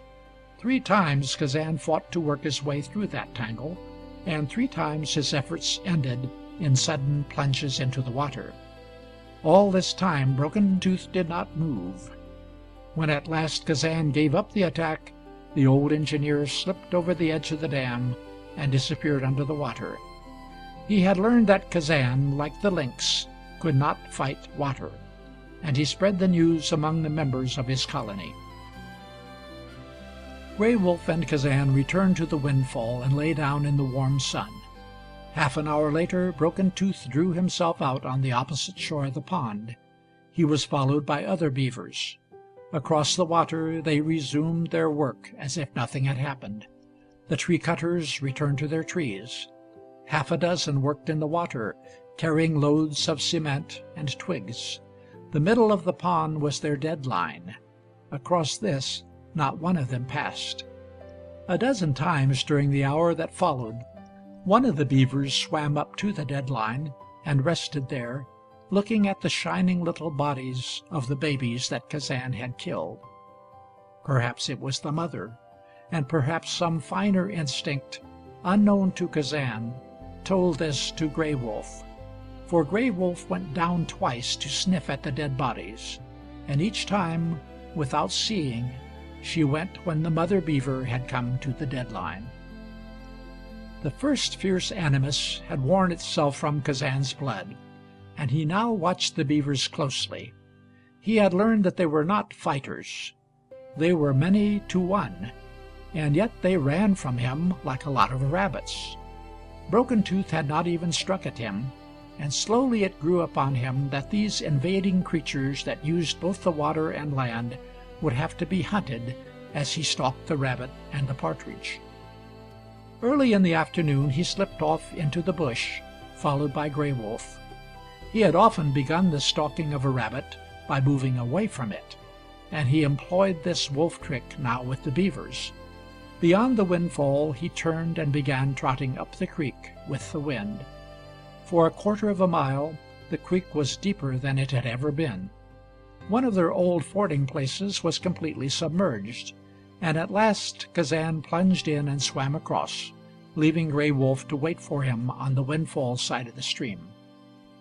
Alone he made his way quickly in the direction of the dam, traveling 200 yards back from the creek. 20 yards below the dam a dense thicket of alder and willow grew close to the creek, and Kazan took advantage of this. He approached within a leap or two of the dam without being seen, and crouched close to the ground, ready to spring forth when the opportunity came. Most of the beavers were now working in the water. The 4 or 5 still on shore were close to the water and some distance upstream. After a wait of several minutes, Kazan was almost on the point of staking everything on a wild rush upon his enemies, when a movement on the dam attracted his attention. Halfway out, 2 or 3 beavers were at work, strengthening the central structure with cement. Swift as a flash, Kazan darted from his cover to the shelter behind the dam. Here the water was very shallow, the main portion of the stream finding a passage close to the opposite shore. Nowhere did it reach to his belly as he waded out. He was completely hidden from the beavers, and the wind was in his favor. The noise of running water drowned what little sound he made. Soon he heard the beaver workmen over him. The branches of the fallen birch gave him a footing, and he clambered up. A moment later his head and shoulders appeared above the top of the dam. Scarce an arm's length away, Broken Tooth was forcing into place a 3-foot length of poplar as big around as a man's arm. He was so busy that he did not hear or see Kazan. Another beaver gave the warning as he plunged into the pond. Broken Tooth looked up, and his eyes met Kazan's bared fangs. There was no time to turn. He threw himself back, but it was a moment too late. Kazan was upon him. His long fangs sank deep into Broken Tooth's neck, but the old beaver had thrown himself enough back to make Kazan lose his footing. At the same moment his chisel-like teeth got a firm hold of the loose skin at Kazan's throat.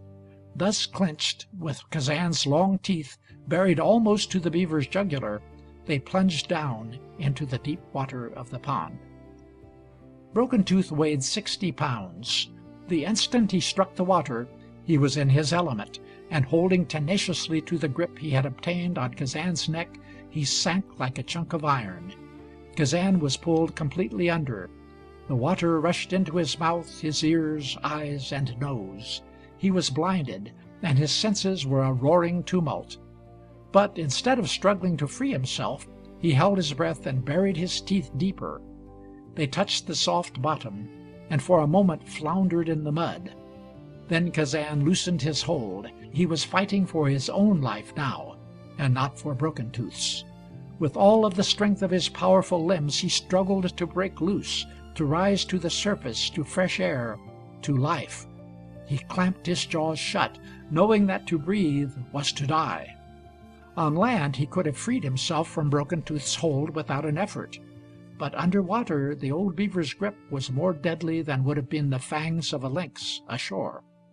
There was a sudden swirl of water as a second beaver circled close about the struggling pair. Had he closed in with Broken Tooth, Kazan's struggles would quickly have ceased. But nature had not foreseen the day when Broken Tooth would be fighting with Fang. The old patriarch had no particular reason now for holding Kazan down.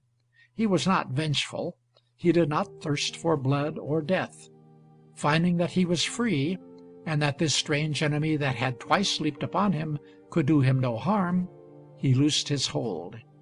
It was not a moment too soon for Kazan. He was struggling weakly when he rose to the surface of the water. 3/4 drowned, he succeeded in raising his forepaws over a slender branch that projected from the dam.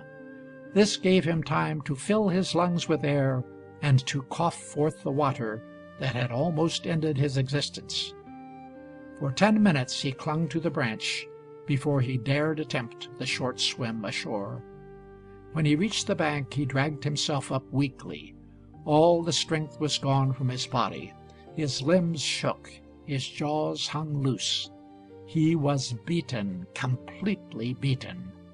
A creature without a fang had worsted him. He felt the abasement of it. Drenched and slinking, he went to the windfall, lay down in the sun, and waited for Gray Wolf. Days followed, in which Kazan's desire to destroy his beaver enemies became the consuming passion of his life.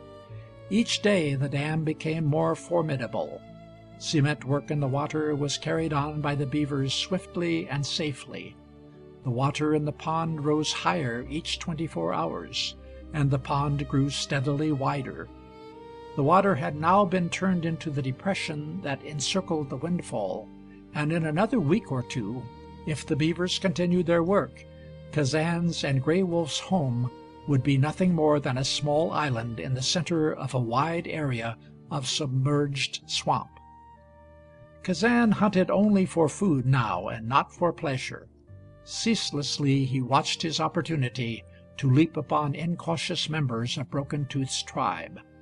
The 3rd day after the struggle under the water, he killed a big beaver that approached too close to the willow thicket.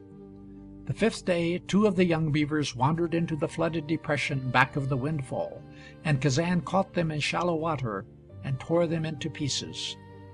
After these successful assaults, the beavers began to work mostly at night. This was to Kazan's advantage, for he was a night hunter. On each of 2 consecutive nights he killed a beaver. Counting the young, he had killed 7 when the otter came. Never had Broken Tooth been placed between 2 deadlier or more ferocious enemies than the 2 that now assailed him. On shore, Kazan was his master because of his swiftness, keener scent, and fighting trickery. In the water, the otter was a still greater menace. He was swifter than the fish that he caught for food. His teeth were like steel needles. He was so sleek and slippery that it would have been impossible for them to hold him with their chisel-like teeth could they have caught him. The otter, like the beaver, possessed no hunger for blood, yet in all the Northland he was the greatest destroyer of their kind, an even greater destroyer than man. He came and passed like a plague, and it was in the coldest days of winter that greatest destruction came with him. In those days he did not assault the beavers in their snug houses. He did what man could do only with dynamite, made an embrasure through their dam. Swiftly the water would fall, the surface ice would crash down, and the beaver houses would be left out of water. Then followed death for the beavers, starvation and cold. With the protecting water gone from about their houses, the drained pond a chaotic mass of broken ice, and the temperature 40 or 50 degrees below zero, they would die within a few hours. For the beaver, with his thick coat of fur, can stand less cold than man. Through all the long winter, the water about his home is as necessary to him as fire to a child. But it was summer now, and Broken Tooth and his colony had no very great fear of the otter. It would cost them some labor to repair the damage he did, but there was plenty of food, and it was warm. For 2 days the otter frisked about the dam and the deep water of the pond. Kazan took him for a beaver and tried vainly to stalk him. The otter regarded Kazan suspiciously and kept well out of his way. Neither knew that the other was an ally. Meanwhile the beavers continued their work with greater caution. The water in the pond had now risen to a point where the engineers had begun the construction of 3 lodges. On the 3rd day the destructive instinct of the otter began its work. He began to examine the dam close down to the foundation. It was not long before he found a weak spot to begin work on, and with his sharp teeth and small bullet-like head he commenced his drilling operations. Inch by inch he worked his way through the dam, burrowing and gnawing over and under the timbers, and always through the cement. The round hole he made was fully 7 inches in diameter. In 6 hours he had cut it through the 5-foot base of the dam. A torrent of water began to rush from the pond as if forced out by a hydraulic pump. Kazan and Gray Wolf were hiding in the willows on the south side of the pond when this happened. They heard the roar of the stream tearing through the embrasure, and Kazan saw the otter crawl up to the top of the dam and shake himself like a huge water rat. Within 30 minutes the water in the pond had fallen perceptibly, and the force of the water pouring through the hole was constantly increasing the outlet. In another half-hour the foundations of the 3 lodges, which had been laid in about 10 inches of water, stood on mud. Not until Broken Tooth discovered that the water was receding from the houses did he take alarm. He was thrown into a panic, and very soon every beaver in the colony was tearing excitedly about the pond. They swam swiftly from shore to shore, paying no attention to the deadline now. Broken Tooth and the older workmen made for the dam, and with a snarling cry the otter plunged down among them and out like a flash for the creek above the pond. Swiftly the water continued to fall, and as it fell the excitement of the beavers increased. They forgot Kazan and Gray Wolf. Several of the younger members of the colony drew themselves ashore on the windfall side of the pond, and whining softly, Kazan was about to slip back through the willows, when one of the older beavers waddled up through the deepening mud close on his ambush. In 2 leaps Kazan was upon him, with Gray Wolf a leap behind him. The short, fierce struggle in the mud was seen by the other beavers, and they crossed swiftly to the opposite side of the pond. The water had receded to a half of its greatest width before Broken Tooth and his workmen discovered the breach in the wall of the dam. The work of repair was begun at once. For this work sticks and brush of considerable size were necessary, and to reach this material the beavers were compelled to drag their heavy bodies through the 10 or 15 yards of soft mud left by the falling water. Peril of Fang no longer kept them back. Instinct told them that they were fighting for their existence, that if the embrasure were not filled up and the water kept in the pond, they would very soon be completely exposed to their enemies. It was a day of slaughter for Gray Wolf and Kazan. They killed 2 more beavers in the mud close to the willows. Then they crossed the creek below the dam and cut off 3 beavers in the depression behind the windfall. There was no escape for these 3. They were torn into pieces. Farther up the creek, Kazan caught a young beaver and killed it. Late in the afternoon the slaughter ended. Broken Tooth and his courageous engineers had at last repaired the breach, and the water in the pond began to rise. Half a mile up the creek, the big otter was squatted on a log, basking in the last glow of the setting sun. Tomorrow he would go and do over again his work of destruction. That was his method. For him it was play. But that strange and unseen arbiter of the forests, called O-E-Ki, the spirit, by those who speak the wild tongue, looked down at last with mercy upon Broken Tooth and his death-stricken tribe. for in that last glow of sunset Kazan and Gray Wolf slipped stealthily up the creek to find the otter basking half asleep on the log. The day's work, a full stomach, and the pool of warm sunlight in which he lay had all combined to make the otter sleepy. He was as motionless as the log on which he had stretched himself. He was big and gray and old. For 10 years he had lived to prove his cunning superior to that of man. Vainly traps had been set for him. Wily trappers had built narrow sluiceways of rock and tree in small streams for him, but the old otter had foiled their cunning and escaped the steel jaws waiting at the lower end of each sluice. The trail he left in soft mud told of his size. A few trappers had seen him. His soft pelt would long ago have found its way to London, Paris, or Berlin, had it not been for his cunning. He was fit for a princess, a duke, or an emperor. For 10 years he had lived and escaped the demands of the rich. But this was summer. No trapper would have killed him now, for his pelt was worthless.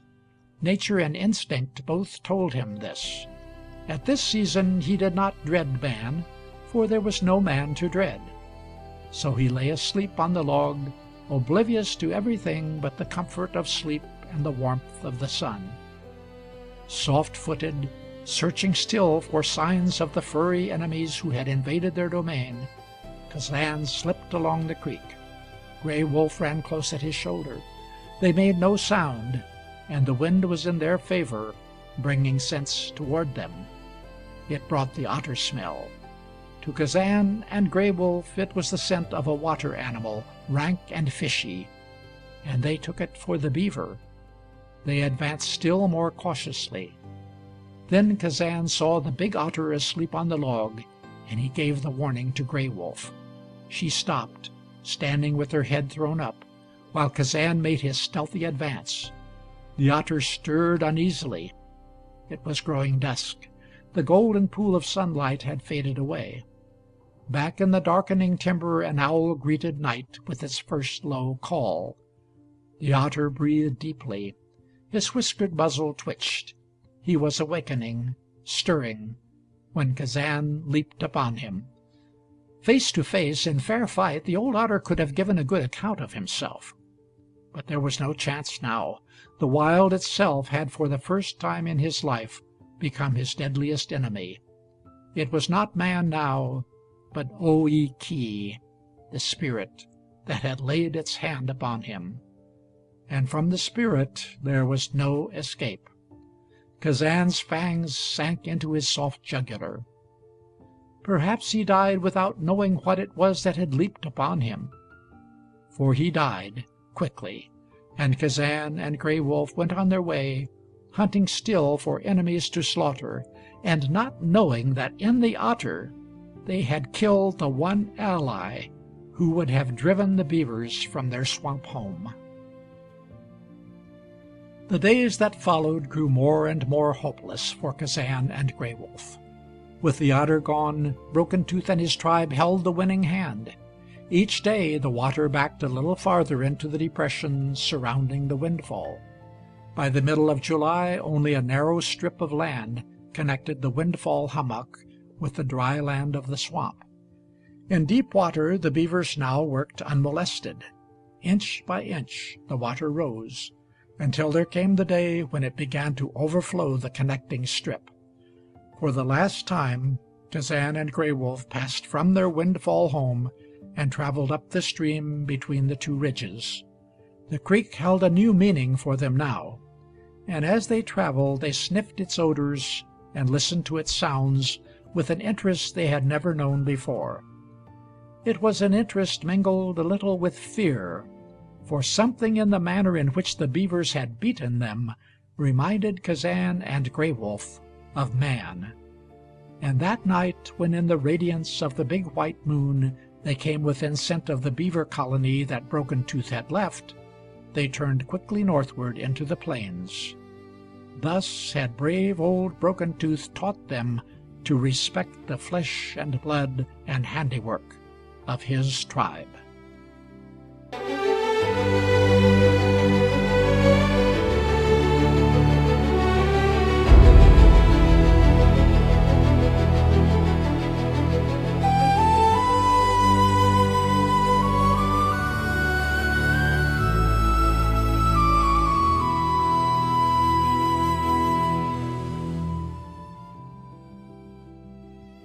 Chapter 21, A Shot on the Sandbar.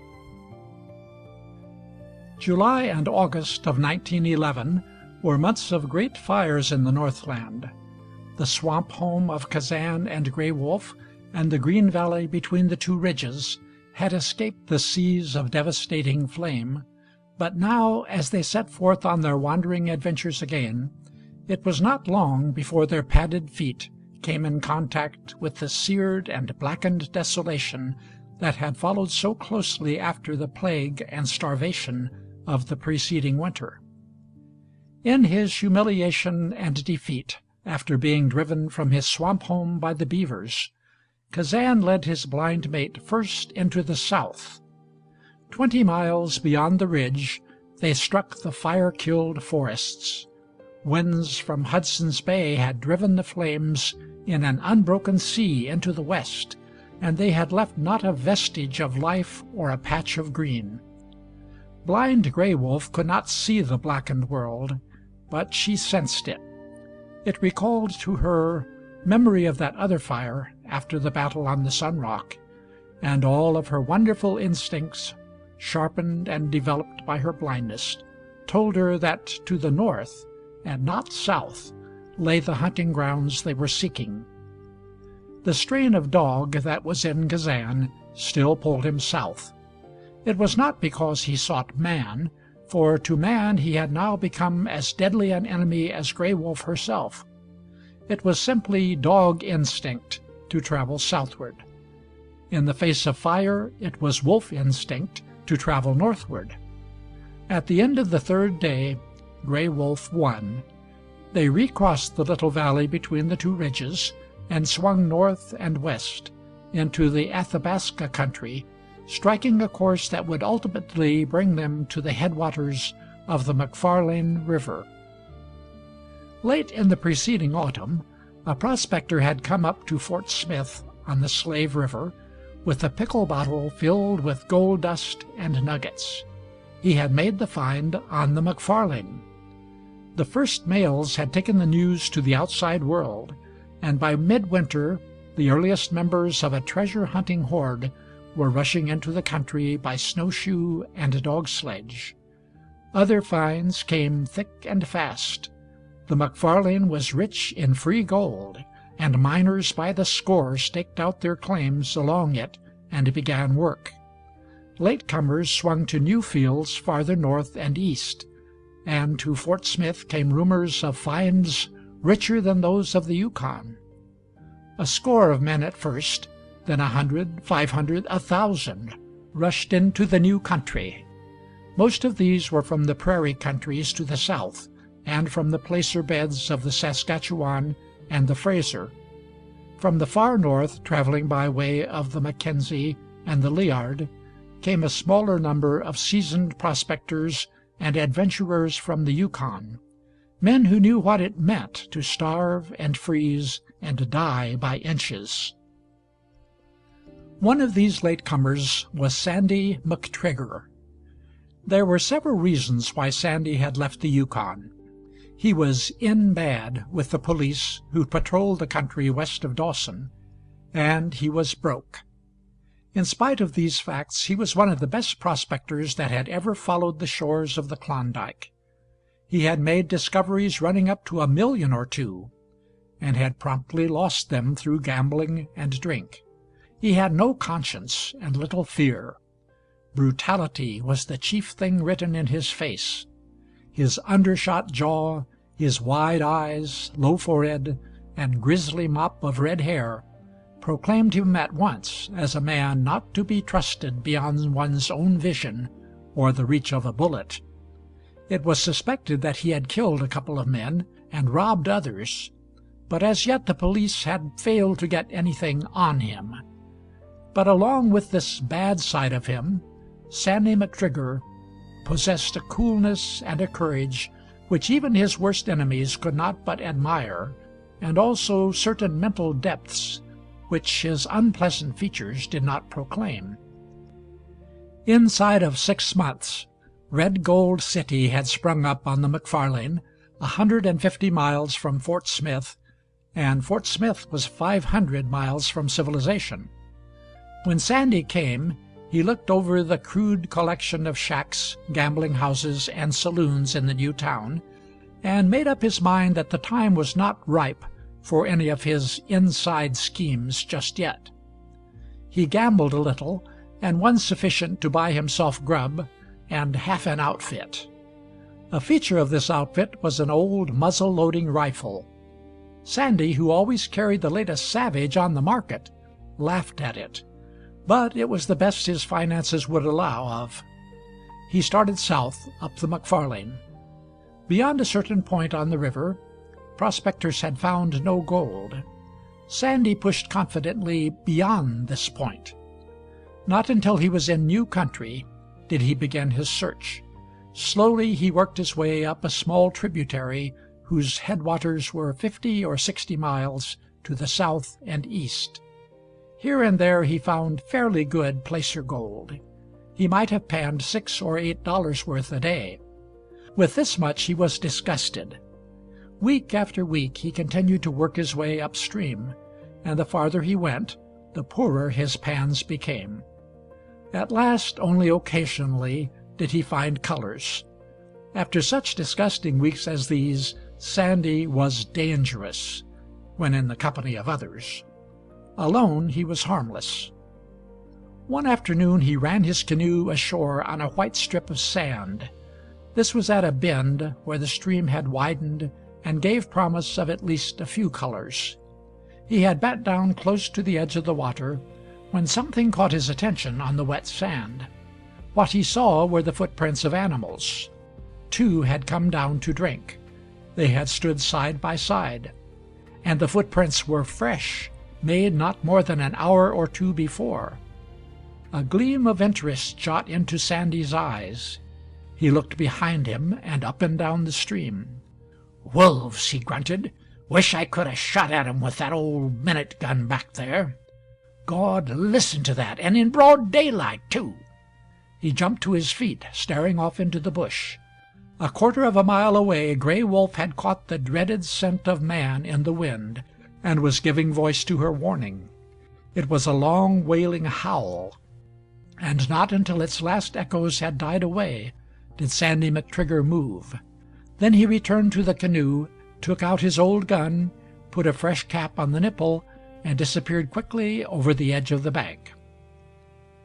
For a week Kazan and Gray Wolf had been wandering about the headwaters of the McFarlane, and this was the first time since the preceding winter that Gray Wolf had caught the scent of man in the air.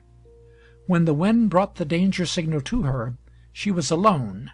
2 or 3 minutes before the scent came to her, Kazan had left her side in swift pursuit of a snowshoe rabbit, and she lay flat on her belly under a bush, waiting for him. In these moments when she was alone, Gray Wolf was constantly sniffing the air. Blindness had developed her scent and hearing until they were next to infallible. First she had heard the rattle of Sandy McTrigger's paddle against the side of his canoe a quarter of a mile away. Scent had followed swiftly. 5 minutes after her warning howl, Kazan stood at her side, his head flung up, his jaws open and panting. Sandy had hunted Arctic foxes, and he was using the Eskimo tactics now, swinging in a half-circle until he should come up in the face of the wind. Kazan caught a single whiff of the man-tainted air, and his spine grew stiff. But blind Gray Wolf was keener than the little red-eyed fox of the north. Her pointed nose slowly followed Sandy's progress. She heard a dry stick crack under his feet 300 yards away. She caught the metallic click of his gun barrel as it struck a birch sapling. The moment she lost Sandy in the wind, she whined and rubbed herself against Kazan and trotted a few steps to the southwest. At times such as this, Kazan seldom refused to take guidance from her. They trotted away side by side, and by the time Sandy was creeping up snake-like with the wind in his face, Kazan was peering from the fringe of river brush down upon the canoe on the white strip of sand. When Sandy returned after an hour of futile stalking, 2 fresh tracks led straight down to the canoe. He looked at them in amazement, and then a sinister grin wrinkled his ugly face. He chuckled as he went to his kit and dug out a small rubber bag. From this he drew a tightly corked bottle filled with gelatin capsules. In each little capsule were 5 grains of strychnine. There were dark hints that once upon a time Sandy McTrigger had tried one of these capsules by dropping it in a cup of coffee and giving it to a man. But the police had never proved it. He was expert in the use of poison. Probably he had killed 1,000 foxes in his time, and he chuckled again as he counted out a dozen of the capsules and thought how easy it would be to get this inquisitive pair of wolves. 2 or 3 days before, he had killed a caribou, and each of the capsules he now rolled up in a little ball of deer fat, doing the work with short sticks in place of his fingers, so that there would be no man-smell clinging to the death baits. Before sundown, Sandy set out at right angles over the plain, planting the baits. Most of them he hung to low bushes. Others he dropped in worn rabbit and caribou trails. Then he returned to the creek and cooked his supper. Then next morning he was up early and off to the poison baits. The first bait was untouched. The second was as he had planted it. The third was gone. A thrill shot through Sandy as he looked about him. Somewhere within a radius of 200 or 300 yards he would find his game. Then his glance fell to the ground under the bush where he had hung the poison capsule, and an oath broke from his lips. The bait had not been eaten. The caribou fat lay scattered under the bush, and still embedded in the largest portion of it was the little white capsule, unbroken. It was Sandy's first experience with a wild creature whose instincts were sharpened by blindness, and he was puzzled. He had never known this to happen before. If a fox or a wolf could be lured to the point of touching a bait, it followed that the bait was eaten.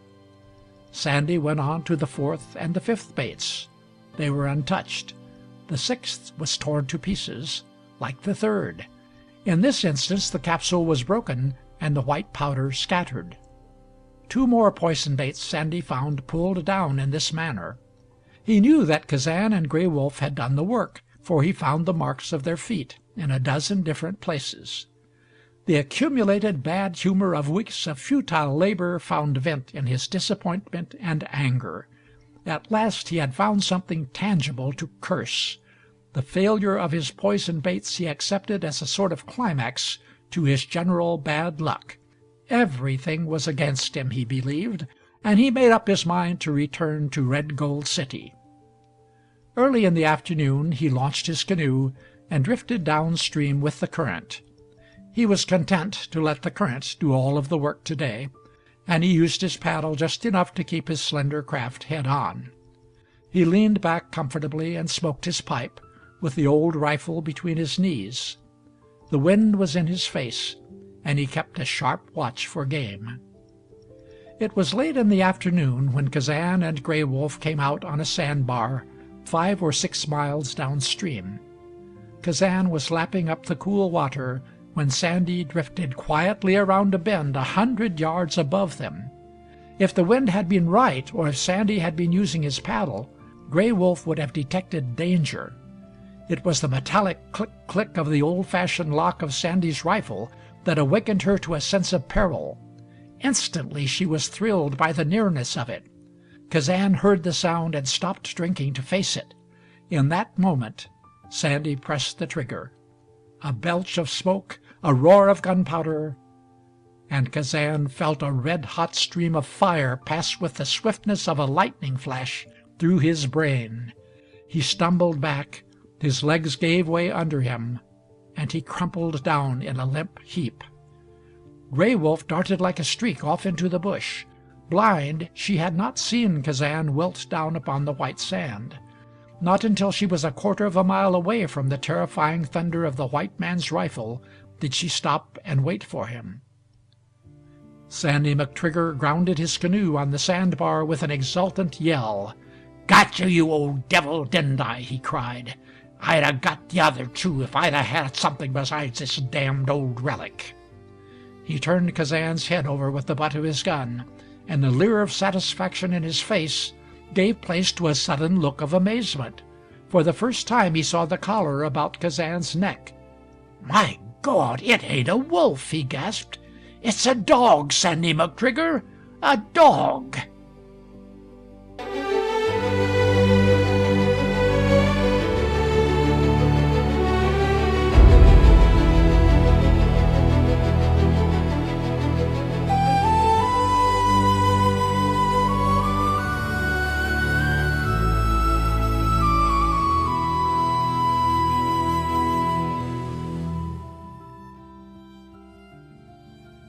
Chapter 22.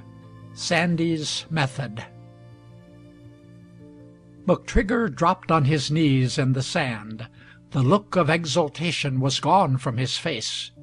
He twisted the collar about the dog's limp neck until he came to the worn plate on which he could make out the faintly engraved letters K-A-Z-A-N. He spelled the letters out one by one, and the look in his face was of one who still disbelieved what he had seen and heard. "A dog!" he exclaimed again. "A dog, Sandy McTrigger, and a beauty!" He rose to his feet and looked down on his victim. A pool of blood lay in the white sand at the end of Kazan's nose. After a moment Sandy bent over to see where his bullet had struck. His inspection filled him with a new and greater interest. The heavy ball from the muzzle-loader had struck Kazan fairly on top of the head. It was a glancing blow that had not even broken the skull, and like a flash Sandy understood the quivering and twitching of Kazan's shoulders and legs. He had thought that they were the last muscular throes of death, but Kazan was not dying. He was only stunned, and would be on his feet again in a few minutes. Sandy was a connoisseur of dogs that had worn sledge traces. He had lived among them 2/3 of his life. He could tell their age, their value, and a part of their history at a glance. In the snow he could tell the trail of a Mackenzie hound from that of a Malamute, and the track of an Eskimo dog from that of a Yukon husky. He looked at Kazan's feet. They were wolf feet, and he chuckled. Kazan was part wild. He was big and powerful, and Sandy thought of the coming winter and of the high prices that dogs would bring at Red Gold City. He went to the canoe and returned with a roll of stout moose-hide babiche. Then he sat down cross-legged in front of Kazan and began making a muzzle. He did this by plaiting babiche thongs in the same manner that one does in making the web of a snowshoe. In 10 minutes he had the muzzle over Kazan's nose and fastened securely about his neck. To the dog's collar he then fastened a 10-foot rope of babiche. After that he sat back and waited for Kazan to come to life. When Kazan first lifted his head he could not see. There was a red film before his eyes. But this passed away swiftly, and he saw the man. His first instinct was to rise to his feet. 3 times he fell back before he could stand up. Sandy was squatted 6 feet from him, holding the end of the babiche and grinning. Kazan's fangs gleamed back. He growled, and the crest along his spine rose menacingly. Sandy jumped to his feet. "Guess I know what you're figuring on," he said. "I've had your kind before. The damned wolves have turned you bad, and you need a whole lot of club before you're right again. Now, look here." Sandy had taken the precaution of bringing a thick club along with the babiche. He picked it up from where he had dropped it in the sand. Kazan's strength had fairly returned to him now. He was no longer dizzy. The mist had cleared away from his eyes. Before him he saw once more his old enemy, man and the club. All of the wild ferocity of his nature was roused in an instant. Without reasoning he knew that Gray Wolf was gone, and that this man was accountable for her going. He knew that this man had also brought him his own hurt, and what he ascribed to the man he also attributed to the club. In his newer undertaking of things, born of freedom and Gray Wolf, man and club were one and inseparable. With a snarl he leaped at Sandy. The man was not expecting a direct assault, and before he could raise his club or spring aside, Kazan had landed full on his chest. The muzzle about Kazan's jaws saved him. Fangs that would have torn his throat open snapped harmlessly. Under the weight of the dog's body he fell back, as if struck down by a catapult. As quick as a cat he was on his feet again, with the end of the babiche twisted several times about his hand. Kazan leaped again, and this time he was met by a furious swing of the club. It smashed against his shoulder and sent him down in the sand. Before he could recover, Sandy was upon him, with all the fury of a man gone mad. He shortened the babiche by twisting it again and again about his hand, and the club rose and fell with the skill and strength of one long accustomed to its use. The first blows served only to add to Kazan's hatred of man, and the ferocity and fearlessness of his attacks. Again and again he leaped in, and each time the club fell upon him with a force that threatened to break his bones. There was a tense, hard look about Sandy's cruel mouth. He had never known a dog like this before, and he was a bit nervous, even with Kazan muzzled. 3 times Kazan's fangs would have sunk deep in his flesh had it not been for the babiche, and if the thongs about his jaws should slip or break. Sandy followed up the thought with a smashing blow that landed on Kazan's head, and once more the old battler fell limp upon the sand. McTrigger's breath was coming in quick gasps. He was almost winded. Not until the club slipped from his hand did he realize how desperate the fight had been. Before Kazan recovered from the blow that had stunned him, Sandy examined the muzzle and strengthened it by adding another babiche thong. Then he dragged Kazan to a log that high water had thrown up on the shore a few yards away, and made the end of the babiche rope fast to a dead snag. After that he pulled his canoe higher up on the sand and began to prepare camp for the night. For some minutes after Kazan's stunned senses had become normal, he lay motionless, watching Sandy McTrigger. Every bone in his body gave him pain. His jaws were sore and bleeding. His upper lip was smashed where the club had fallen. One eye was almost closed. Several times Sandy came near, much pleased at what he regarded as the good results of the beating. Each time he brought the club. The third time he prodded Kazan with it, and the dog snarled and snapped savagely at the end of it. That was what Sandy wanted. It was an old trick of the dog's slaver. Instantly he was using the club again, until with a whining cry Kazan slunk under the protection of the snag to which he was fastened. He could scarcely drag himself. His right forepaw was smashed. His hindquarters sank under him. For a time after the second beating he could not have escaped had he been free. Sandy was in unusually good humor. "I'll take the devil out of you, all right," he told Kazan for the 20th time. "There's nothing like beatin's to make dogs and women live up to the mark. A month from now you'll be worth $200, or I'll skin you alive." 3 or 4 times before dusk Sandy worked to rouse Kazan's animosity. But there was no longer any desire left in Kazan to fight. His 2 terrific beatings and the crushing blow of the bullet against his skull had made him sick. He lay with his head between his forepaws, his eyes closed, and did not see McTrigger. He paid no attention to the meat that was thrown under his nose. He did not know when the last of the sun sank behind the western forests, or when the darkness came. But at last something roused him from his stupor. To his dazed and sickened brain it came like a call from out of the far past, and he raised his head and listened. Out on the sand McTrigger had built a fire, and the man stood in the red glow of it now, facing the dark shadows beyond the shoreline. He too was listening. What had roused Kazan came again now, the lost morning cry of Gray Wolf, far out on the plain. With a whine, Kazan was on his feet, tugging at the babiche. Sandy snatched up his club and leaped toward him. "Down, you brute!" he commanded. In the firelight the club rose and fell with ferocious quickness. When McTrigger returned to the fire, he was breathing hard again. He tossed his club beside the blankets he had spread out for a bed. It was a different-looking club now. It was covered with blood and hair. "Guess that'll take the spirit out of him," he chuckled. "It'll do that, or kill him." Several times that night Kazan heard Gray Wolf's call.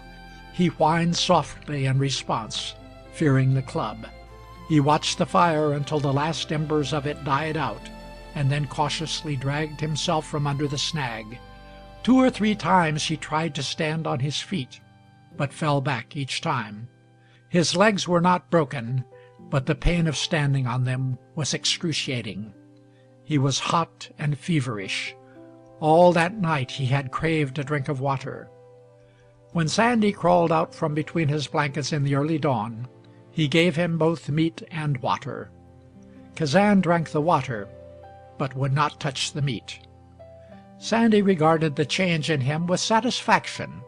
By the time the sun was up, he had finished his breakfast and was ready to leave. He approached Kazan fearlessly now, without the club. Untying the babiche, he dragged the dog to the canoe. Kazan slunk in the sand while his captor fastened the end of the hide rope to the stern of the canoe. Sandy grinned. What was about to happen would be fun for him. In the Yukon, he had learned how to take the spirit out of dogs. He pushed off, bow foremost. Bracing himself with his paddle, he then began to pull Kazan toward the water. In a few moments Kazan stood with his 4 feet planted in the damp sand at the edge of the stream. For a brief interval Sandy allowed the babiche to fall slack. Then with a sudden, powerful pull, he jerked Kazan out into the water. Instantly he sent the canoe into midstream, swung it quickly down with the current, and began to paddle enough to keep the babiche taut about his victim's neck. In spite of his sickness and injuries, Kazan was now compelled to swim to keep his head above water. In the wash of the canoe, and with Sandy's strokes growing steadily stronger, his position became each moment one of increasing torture. At times his shaggy head was pulled completely under water. At other times Sandy would wait until he had drifted alongside, and then thrust him under with the end of his paddle. He grew weaker. At the end of a half-mile he was drowning.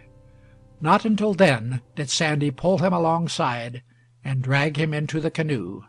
The dog fell limp and gasping in the bottom. Brutal though Sandy's methods had been, they had worked his purpose.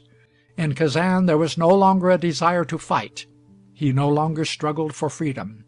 He knew that this man was his master, and for the time his spirit was gone. All he desired now was to be allowed to lie in the bottom of the canoe, out of reach of the club, and safe from the water. The club lay between him and the man. The end of it was within a foot or 2 of his nose, and what he smelled was his own blood.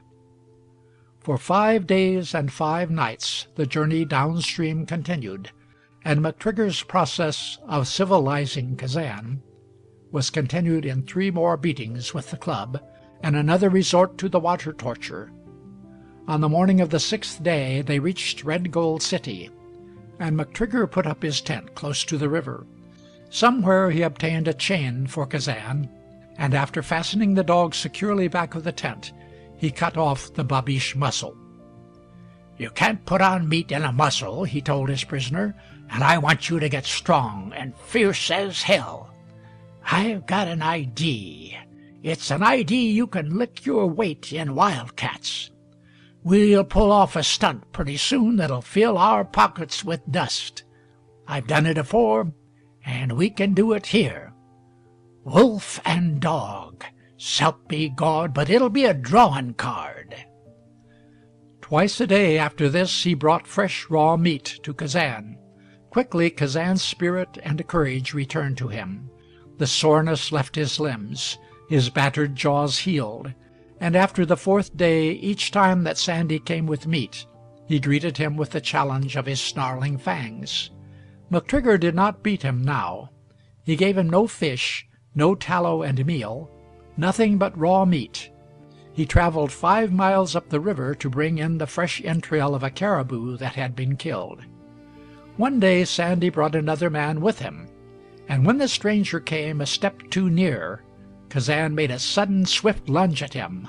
The man jumped back with a startled oath. "He'll do," he growled. "He's lighter by 10 or 15 pounds than the Dane, but he's got the teeth and the quickness, and he'll give a good show before he goes under." "I'll make you a bet of 25% of my share that he don't go under," offered Sandy. "Done," said the other. "How long before he'll be ready?" Sandy thought a moment. "Another week," he said. "He won't have his weight before then. A week from today, we'll say, next Tuesday night. Does that suit you, Harker?" Harker nodded. "Next Tuesday night," he agreed. Then he added, "I'll make it half of my share that the Dane kills your wolf dog." Sandy took a long look at Kazan. "I'll just take you on that," he said. Then, as he shook Harker's hand, "I don't believe there's a dog between here and the Yukon that can kill the wolf."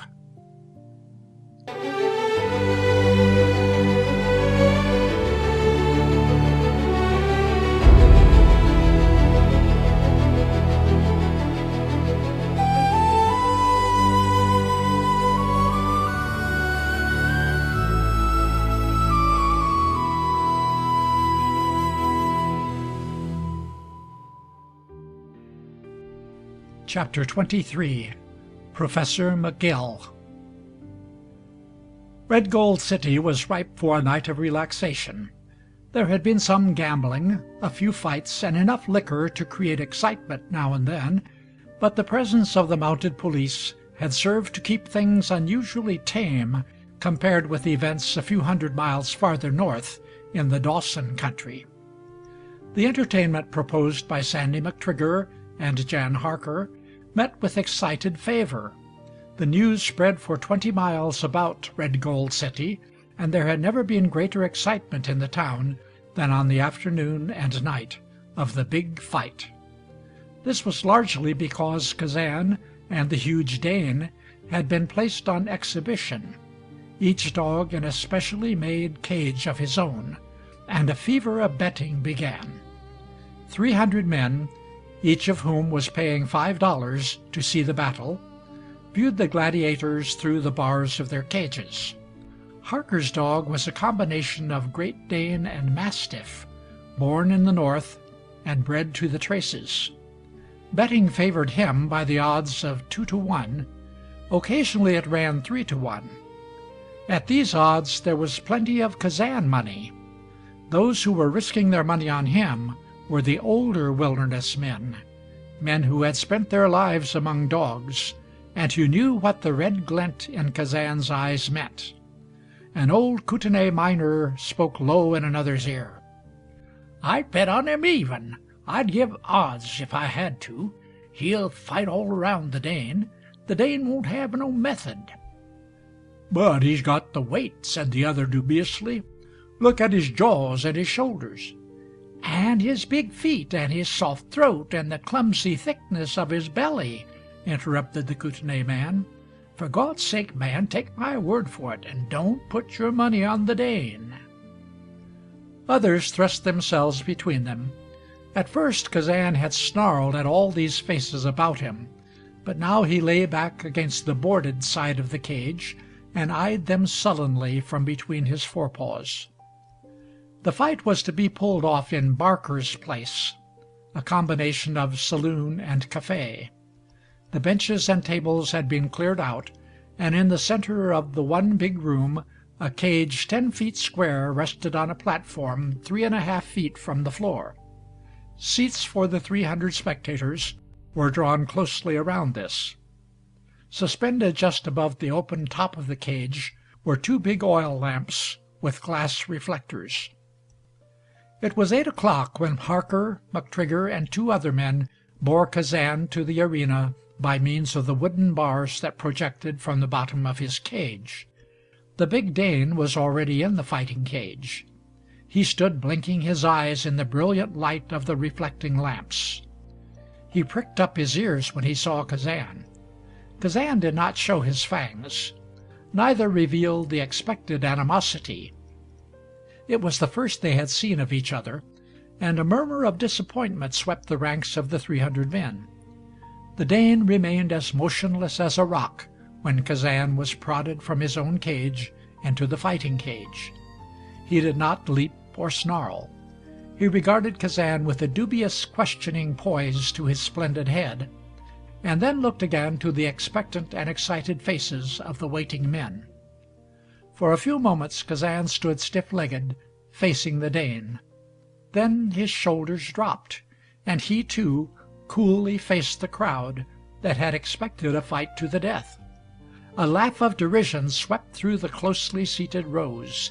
Catcalls, jeering taunts flung at McTrigger and Harker, and angry voices demanding their money back mingled with a tumult of growing discontent. Sandy's face was red with mortification and rage. The blue veins in Barker's forehead had swollen twice their normal size. He shook his fist in the face of the crowd and shouted, "Wait! Give 'em a chance, you damn fools!" At his words every voice was stilled. Kazan had turned. He was facing the huge Dane, and the Dane had turned his eyes to Kazan. Cautiously, prepared for a lunge or a sidestep, Kazan advanced a little. The Dane's shoulders bristled. He, too, advanced upon Kazan. 4 feet apart, they stood rigid. One could have heard a whisper in the room now. Sandy and Harker, standing close to the cage, scarcely breathed. Splendid in every limb and muscle, warriors of 100 fights, and fearless to the point of death, the 2 half-wolf victims of man stood facing each other. None could see the questioning look in their brute eyes. None knew that in this thrilling moment the unseen hand of the wonderful spirit god of the wilderness hovered between them, and that one of its miracles was descending upon them. It was understanding. Meeting in the open, rivals in the traces, they would have been rolling in the throes of terrific battle. But here came that mute appeal of brotherhood. In the final moment, when only a step separated them, and when men expected to see the first mad lunge, the splendid Dane slowly raised his head and looked over Kazan's back through the glare of the lights. Harker trembled, and under his breath he cursed. The Dane's throat was open to Kazan. But between the beasts had passed the voiceless pledge of peace. Kazan did not leap. He turned, and shoulder to shoulder, splendid in their contempt of man, they stood and looked through the bars of their prison into the one of human faces. A roar burst from the crowd, a roar of anger, of demand, of threat. In his rage Harker drew a revolver and leveled it at the Dane. Above the tumult of the crowd a single voice stopped him. "Hold!" it demanded. "Hold, in the name of the law!" For a moment there was silence. Every face turned in the direction of the voice. 2 men stood on chairs behind the last row. One was Sergeant Brokaw of the Royal Northwest Mounted. It was he who had spoken. He was holding up a hand commanding silence and attention. On the chair beside him stood another man. He was thin, with drooping shoulders and a pale, smooth face, a little man whose physique and hollow cheeks told nothing of the years he had spent close up along the raw edge of the Arctic. It was he who spoke now, while the sergeant held up his hand. His voice was low and quiet. "I'll give the owners $500 for those dogs," he said. Every man in the room heard the offer. Harker looked at Sandy. For an instant their heads were close together. "They won't fight, and they'll make good teammates," the little man went on. I'll give the owners $500. Harker raised a hand. "Make it 6, he said. "Make it 6, and they're yours." The little man hesitated. Then he nodded. "I'll give you 600, he agreed. Murmurs of discontent rose throughout the crowd. Harker climbed to the edge of the platform. "We ain't to blame because they wouldn't fight," he shouted. "But if there's any of you small enough to want your money back, you can get it as you go out. The dogs laid down on us, that's all. We ain't to blame." The little man was edging his way between the chairs, accompanied by the sergeant of police. With his pale face close to the sapling bars of the cage, he looked at Kazan and the big Dane. "I guess we'll be good friends," he said, and he spoke so low that only the dogs heard his voice. "It's a big price, but we'll charge it to the Smithsonian, lads. I'm going to need a couple of 4-footed friends of your moral caliber." And no one knew why Kazan and the Dane drew nearer to the little scientist's side of the cage as he pulled out a big roll of bills and counted out $600 for Harker and Sandy McTrigger.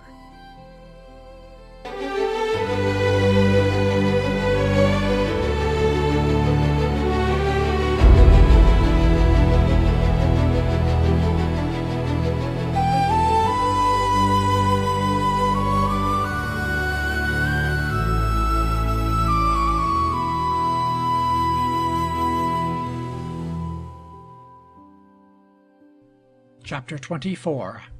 Alone in Darkness.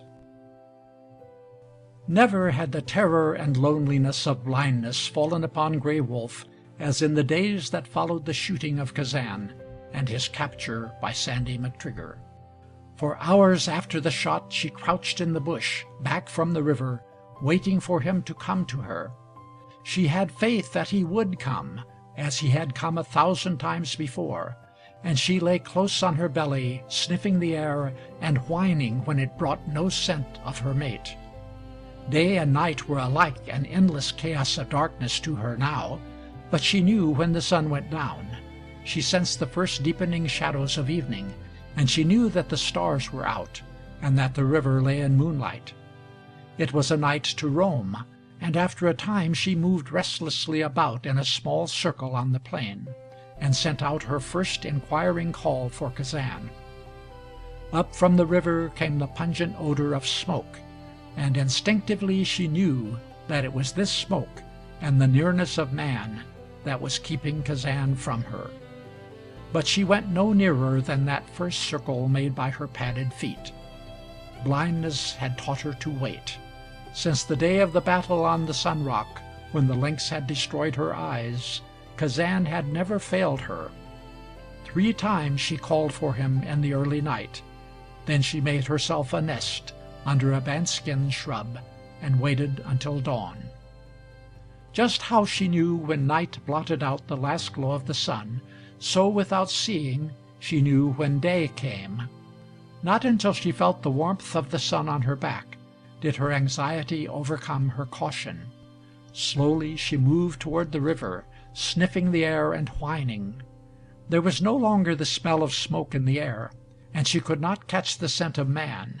She followed her own trail back to the sandbar, and in the fringe of thick bush overhanging the white shore of the stream she stopped and listened. After a little she scrambled down and went straight to the spot where she and Kazan were drinking when the shot came, and there her nose struck the sand still wet and thick with Kazan's blood. She knew it was the blood of her mate, for the scent of him was all about her in the sand, mingled with the man smell of Sandy McTrigger. She sniffed the trail of his body to the edge of the stream, where Sandy had dragged him to the canoe. She found the fallen tree to which he had been tied, and then she came upon one of the 2 clubs that Sandy had used to beat wounded Kazan into submissiveness.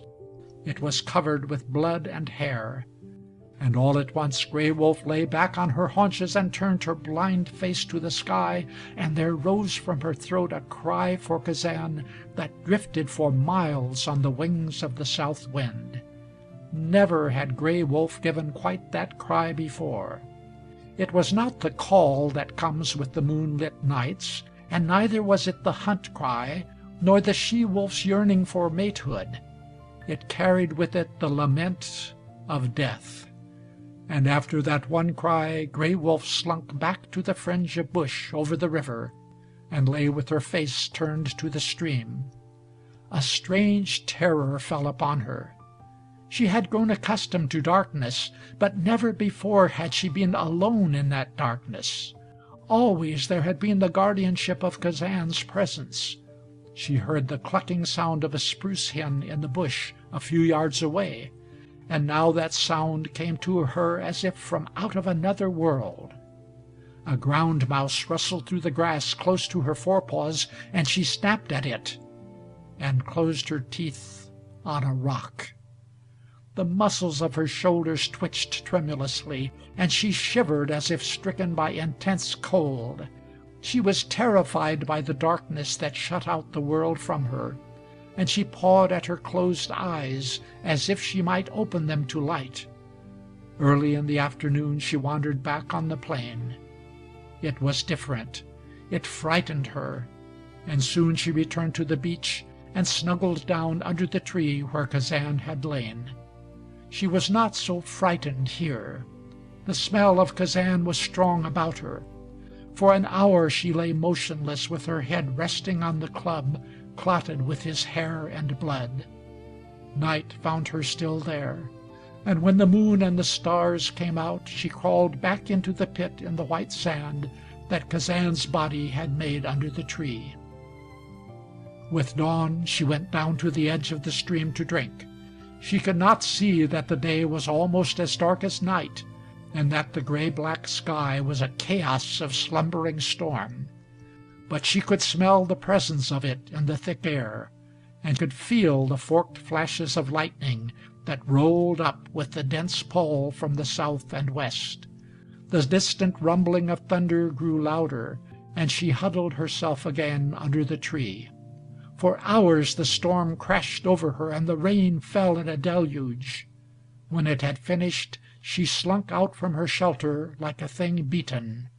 Vainly she sought for one last scent of Kazan. The club was washed clean. Again the sand was white where Kazan's blood had reddened it. Even under the tree there was no sign of him left. Until now only the terror of being alone in the pit of darkness that enveloped her had oppressed Gray Wolf. With afternoon came hunger. It was this hunger that drew her from the sandbar, and she wandered back into the plain. A dozen times she scented game, and each time it evaded her. Even a ground mouse that she cornered under a root and dug out with her paws escaped her fangs. 36 hours before this, Kazan and Gray Wolf had left a half of their last kill a mile or two farther back on the plain. The kill was one of the big barren rabbits, and Gray Wolf turned in its direction. She did not require sight to find it. In her was developed to its finest point that sixth sense of the animal kingdom, the sense of orientation, and as straight as a pigeon might have winged its flight, she cut through the bush to the spot where they had cached the rabbit. A white fox had been there ahead of her, and she found only scattered bits of hair and fur. What the fox had left, the moose birds and bush jays had carried away.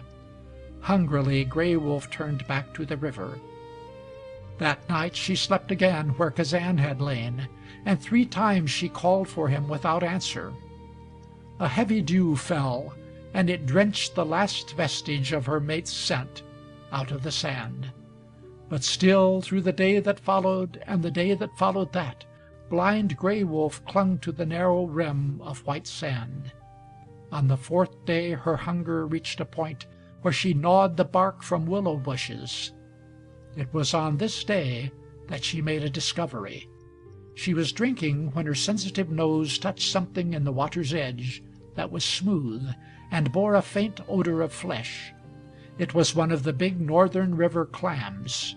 She pawed it ashore, sniffing at the hard shell. Then she crunched it between her teeth. She had never tasted sweeter meat than that which she found inside, and she began hunting for other clams. She found many of them, and ate until she was no longer hungry. For 3 days more she remained on the bar. And then, one night, the call came to her.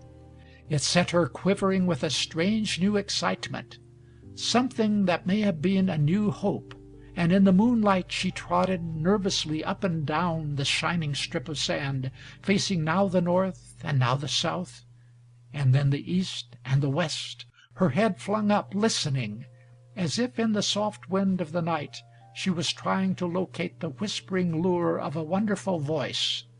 And whatever it was that came to her came from out of the south and east. Off there, across the barren, far beyond the outer edge of the northern timberline, was home. And off there, in her brute way, she reasoned that she must find Kazan. The call did not come from their old windfall home in the swamp. It came from beyond that, and in a flashing vision there rose through her blindness a picture of the towering Sun Rock, of the winding trail that led to it, and the cabin on the plain. It was there that blindness had come to her. It was there that day had ended and eternal night had begun. And it was there that she had mothered her firstborn.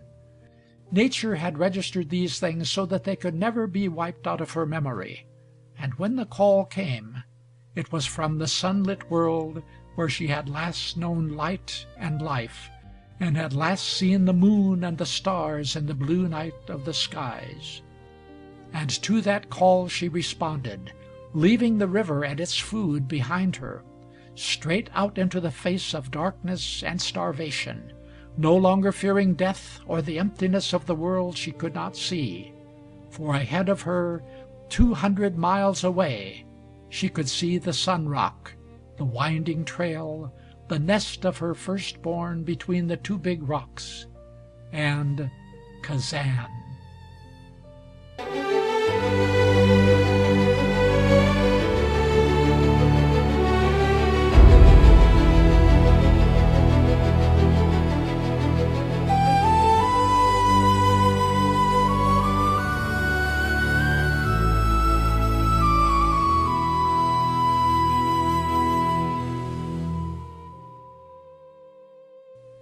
Chapter 25.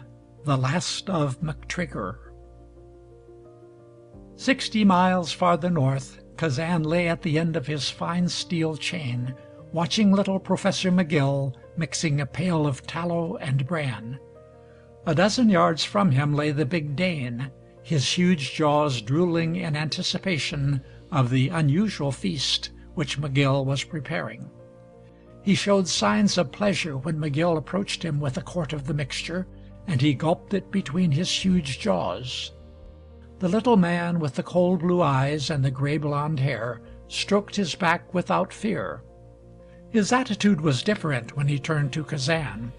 His movements were filled with caution, and yet his eyes and his lips were smiling, and he gave the wolf dog no evidence of his fear, if it could be called fear. The little professor, who was up in the North Country for the Smithsonian Institution, had spent a third of his life among dogs. He loved them and understood them. He had written a number of magazine articles on dog intellect that had attracted wide attention among naturalists. It was largely because he loved dogs and understood them more than most men that he had bought Kazan and the big Dane on the night when Sandy McTrigger and his partner had tried to get them to fight to the death in the Red Gold City saloon.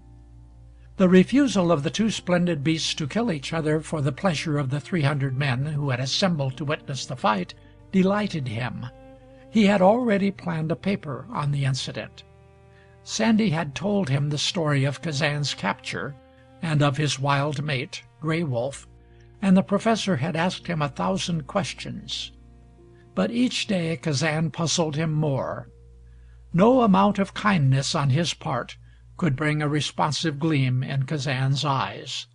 Not once did Kazan signify a willingness to become friends. And yet he did not snarl at McGill, or snap at his hands when they came within reach. Quite frequently Sandy McTrigger came over to the little cabin where McGill was staying, and 3 times Kazan leaped at the end of his chain to get at him, and his white fangs gleamed as long as Sandy was in sight. Alone with McGill he became quiet. Something told him that McGill had come as a friend that night when he and the big Dane stood shoulder to shoulder in the cage that had been built for a slaughter pen. Away down in his brute heart he held McGill apart from other men. He had no desire to harm him. He tolerated him, but showed none of the growing affection of the huge Dane. It was this fact that puzzled McGill. He had never before known a dog that he could not make love him. Today he placed the tallow and bran before Kazan, and the smile in his face gave way to a look of perplexity. Kazan's lips had drawn suddenly back. A fierce snarl rolled deep in his throat. The hair along his spine stood up. His muscles twitched. Instinctively the professor turned. Sandy McTrigger had come up quietly behind him. His brutal face wore a grin as he looked at Kazan. "It's a fool job trying to make friends with him," he said. Then he added, with a sudden interested gleam in his eyes, "When you startin'?" "With first frost," replied McGill. "It ought to come soon. I'm going to join Sergeant Conroy and his party at Fond du Lac by the 1st of October." "And you're going up to Fond du Lac alone?" queried Sandy. "Why don't you take a man?" The little professor laughed softly. "Why?" he asked. "I've been through the Athabasca waterways a dozen times, and know the trail as well as I know Broadway. Besides, I like to be alone. And the work isn't too hard, with the currents all flowing to the north and east." Sandy was looking at the Dane with his back to McGill. An exultant gleam shot for an instant into his eyes. "You're taking the dogs?" "Yes." Sandy lighted his pipe and spoke like one strangely curious. "Must cost a heap to take these trips of yourn, don't it?" "My last cost about $7,000. This will cost $5," said McGill. "God!" breathed Sandy. "And you carry all that along with you? Ain't you afraid something might happen?" The little professor was looking the other way now. The carelessness in his face and manner changed. His blue eyes grew a shade darker. A hard smile, which Sandy did not see, hovered about his lips for an instant. Then he turned, laughing. "I'm a very light sleeper," he said. "A footstep at night rouses me. Even a man's breathing awakes me when I make up my mind that I must be on my guard. And besides," he drew from his pocket a blue-steeled Savage automatic, "I know how to use this." He pointed to a knot in the wall of the cabin. "Observe," he said. 5 times he fired at 20 paces, and when Sandy went up to look at the knot, he gave a gasp. There was one jagged hole where the knot had been. "Pretty good," he grinned. "Most men couldn't do better than that with a rifle." When Sandy left, McGill followed him with a suspicious gleam in his eyes and a curious smile on his lips. Then he turned to Kazan. "Guess you've got him figured out about right, old man," he laughed softly. "I don't blame you very much for wanting to get him by the throat. Perhaps—" He shoved his hands deep in his pockets and went into the cabin.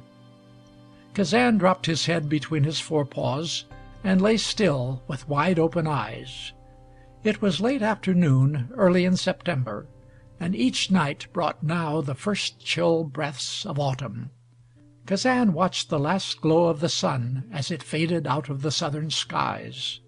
Darkness always followed swiftly after that, and with darkness came more fiercely his wild longing for freedom. Night after night he had gnawed at his steel chain. Night after night he had watched the stars and the moon, and had listened for Gray Wolf's call, while the big Dane lay sleeping. To-night it was colder than usual. and the keen tang of the wind that came fresh from the west stirred him strangely. It set his blood afire with what the Indians call the frost hunger. Lethargic summer was gone, and the days and nights of hunting were at hand. He wanted to leap out into freedom and run until he was exhausted, with Gray Wolf at his side. He knew that Gray Wolf was off there, where the stars hung low in the clear sky, and that she was waiting. He strained at the end of his chain and whined. All that night he was restless, more restless than he had been at any time before. Once in the far distance he heard a cry that he thought was the cry of Gray Wolf, and his answer roused McGill from deep sleep. It was dawn, and the little professor dressed himself and came out of the cabin. With satisfaction he noted the exhilarating snap in the air. He wet his fingers and held them above his head, chuckling when he found the wind had swung into the north. He went to Kazan and talked to him. Among other things he said, "This'll put the black flies to sleep, Kazan. A day or two more of it, and we'll start." 5 days later McGill led first the Dane and then Kazan to a packed canoe. Sandy McTrigger saw them off, and Kazan watched for a chance to leap at him. Sandy kept his distance, and McGill watched the two with the thought that set the blood running swiftly behind the mask of his careless smile. They had slipped a mile downstream when he leaned over and laid a fearless hand on Kazan's head. Something in the touch of that hand, and in the professor's voice, kept Kazan from a desire to snap at him. He tolerated the friendship with expressionless eyes and a motionless body. "I was beginning to fear I wouldn't have much sleep, old boy," chuckled McGill ambiguously. "But I guess I can take a nap now and then with you along." He made camp that night 15 miles up the lake shore. The big Dane he fastened to a sapling 20 yards from his small silk tent, but Kazan's chain he made fast to the butt of a stunted birch that held down the tent flap.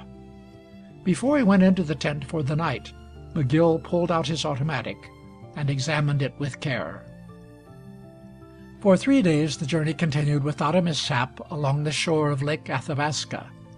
On the 4th night McGill pitched his tent in a clump of banskin pine 100 yards back from the water. All that day the wind had come steadily from behind them, and for at least a half of the day the professor had been watching Kazan closely. From the west there had now and then come a scent that stirred him uneasily. Since noon he had sniffed that wind. Twice McGill had heard him growling deep in his throat, and once, when the scent had come stronger than usual, he had bared his fangs, and the bristles stood up along his spine. For an hour after striking camp, the little professor did not build a fire, but sat looking up the shore of the lake through his hunting glass. It was dusk when he returned to where he had put up his tent and chained the dogs.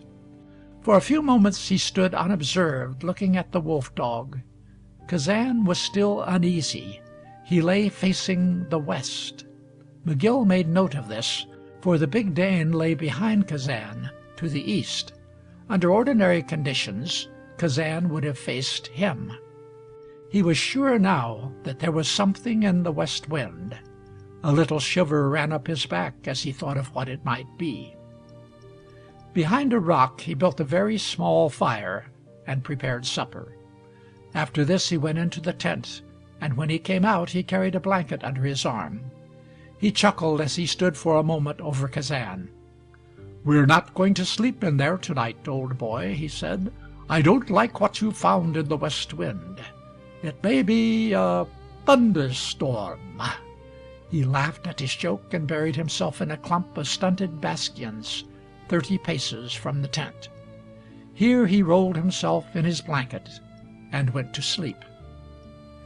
It was a quiet, starlit night, and hours afterward Kazan dropped his nose between his forepaws and drowsed. It was the snap of a twig that roused him. The sound did not awaken the sluggish Dane, but instantly Kazan's head was alert, his keen nostrils sniffing the air. What he had smelled all day was heavy about him now. He lay still and quivering. Slowly, from out of the bandskins behind the tent, there came a figure.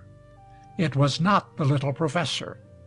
It approached cautiously with lowered head and hunched shoulders, and the starlight revealed the murderous face of Sandy McTrigger. Kazan crouched low. He laid his head flat between his forepaws. His long fangs gleamed, but he made no sound that betrayed his concealment under a thick bandskin shrub. Step by step Sandy approached, and at last he reached the flap of the tent. He did not carry a club or a whip in his hand now. In the place of either of those was the glitter of steel. At the door to the tent he paused and peered in, his back to Kazan. Silently, swiftly, the wolf now in every movement, Kazan came to his feet. He forgot the chain that held him. 10 feet away stood the enemy he hated above all others he had ever known. Every ounce of strength in his splendid body gathered itself for the spring. And then he leaped. This time the chain did not pull him back, almost neck-broken. Age and the elements had weakened the leather collar he had worn since the days of his slavery in the traces, and it gave way with a snap. Sandy turned, and in a second leap Kazan's fangs sank into the flesh of his arm. With a startled cry the man fell, and as they rolled over on the ground, the big Dane's deep voice rolled out in thunderous alarm as he tugged at his leash. In the fall Kazan's hold was broken. In an instant he was on his feet, ready for another attack. And then the change came. He was free. The collar was gone from his neck. The forest, the stars, the whispering wind were all about him. Here were men, and off there was Gray Wolf. His ears dropped, and he turned swiftly and slipped like a shadow back into the glorious freedom of his world. 100 yards away something stopped him for an instant. It was not the big Dane's voice, but the sharp crack, crack, crack of the little professor's automatic. And above that sound there rose the voice of Sandy McTrigger in a weird and terrible cry.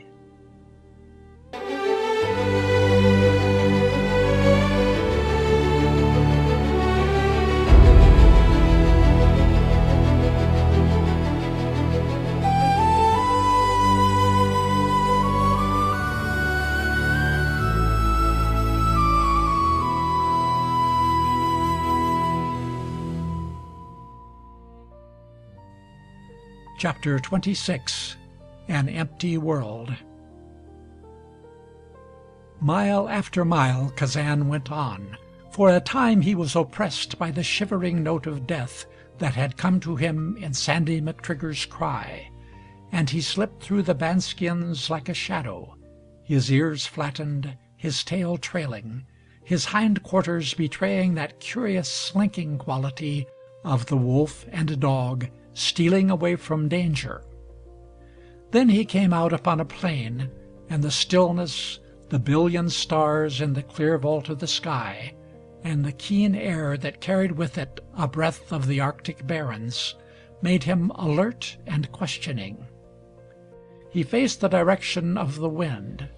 Somewhere off there, far to the south and west, was Gray Wolf.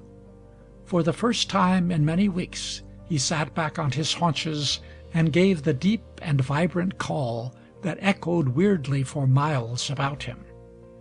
Back in the bandskins the big Dane heard it and whined. From over the still body of Sandy McTrigger the little professor looked up with a white tense face and listened for a second cry. But instinct told Kazan that to that first call there would be no answer, and now he struck out swiftly, galloping mile after mile, as a dog follows the trail of its master home. He did not turn back to the lake, nor was his direction toward Red Gold City. As straight as he might have followed a road blazed by the hand of man, he cut across the 40 miles of plain and swamp and forest and rocky ridge that lay between him and the McFarlane. All that night he did not call again for Gray Wolf. With him, reasoning was a process brought about by habit, by precedent. And as Gray Wolf had waited for him many times before, he knew that she would be waiting for him now, near the sandbar. By dawn he had reached the river, within 3 miles of the sandbar. Scarcely was the sun up when he stood on the white strip of sand where he and Gray Wolf had come down to drink. Expectantly and confidently he looked about him for Gray Wolf, whining softly and wagging his tail. He began to search for her scent, but rains had washed even her footprints from the clean sand. All that day he searched for her along the river and out on the plain. He went to where they had killed their last rabbit. He sniffed at the bushes where the poison baits had hung. Again and again he sat back on his haunches and sent out his mating cry to her. And slowly, as he did these things, nature was working in him that miracle of the wild which the Crees have named the spirit call. As it had worked in Gray Wolf, so now it stirred the blood of Kazan.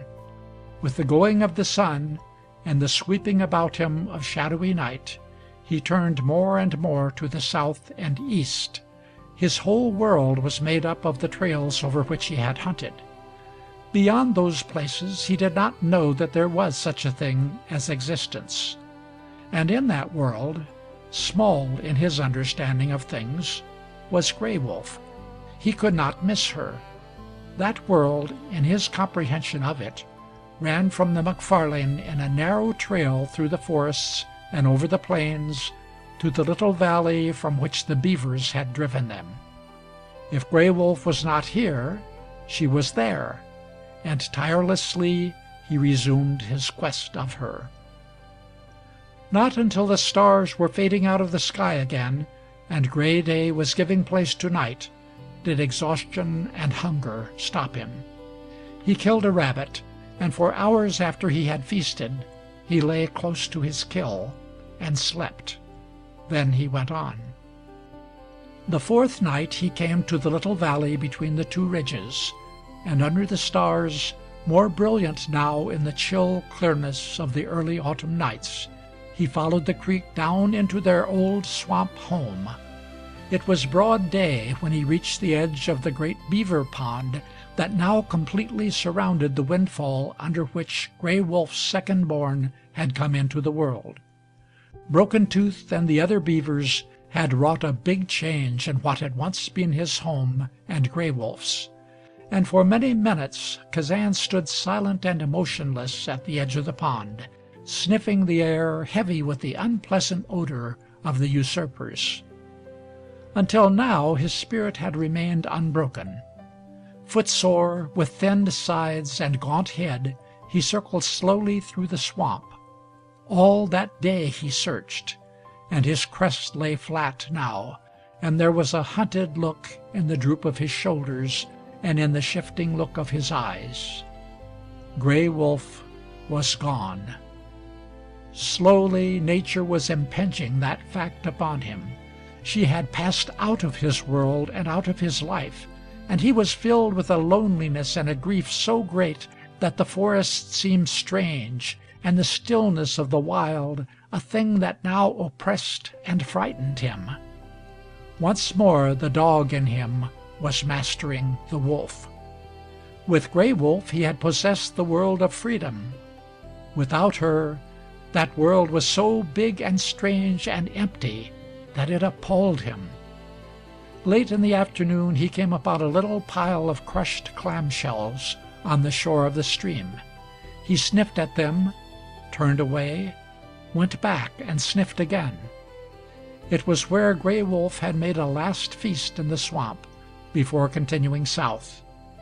But the scent she had left behind was not strong enough to tell Kazan, and for a second time he turned away.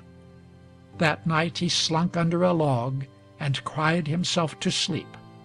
Deep in the night he grieved in his uneasy slumber like a child, and day after day and night after night Kazan remained a slinking creature of the big swamp, mourning for the one creature that had brought him out of chaos into light, who had filled his world for him, and who in going from him had taken from this world even the things that Gray Wolf had lost in her blindness.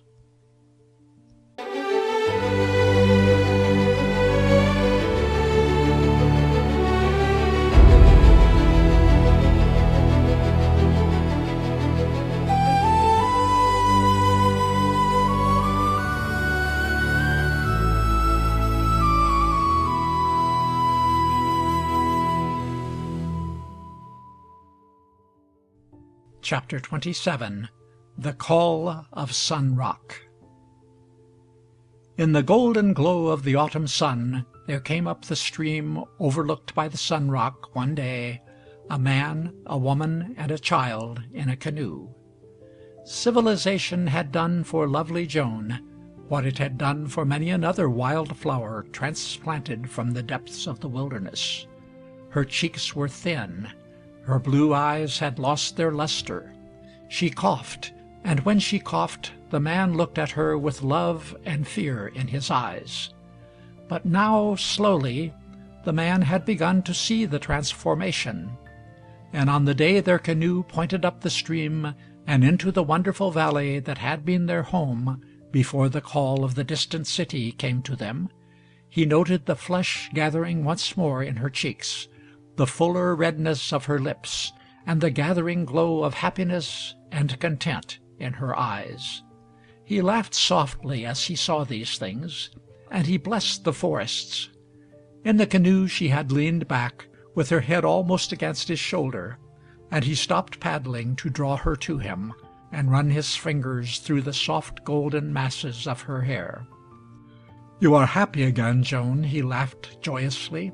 "The doctors were right. You are a part of the forests." "Yes, I am happy," she whispered, and suddenly there came a little thrill into her voice, and she pointed to a white finger of sand running out into the stream. "Do you remember? Years and years ago, it seems, that Kazan left us here. She was on the sand over there calling to him. Do you remember?" There was a little tremble about her mouth, and she added, "I wonder where they have gone." The cabin was as they had left it, only the crimson back niche had grown up about it, and shrubs and tall grass had sprung up near its walls.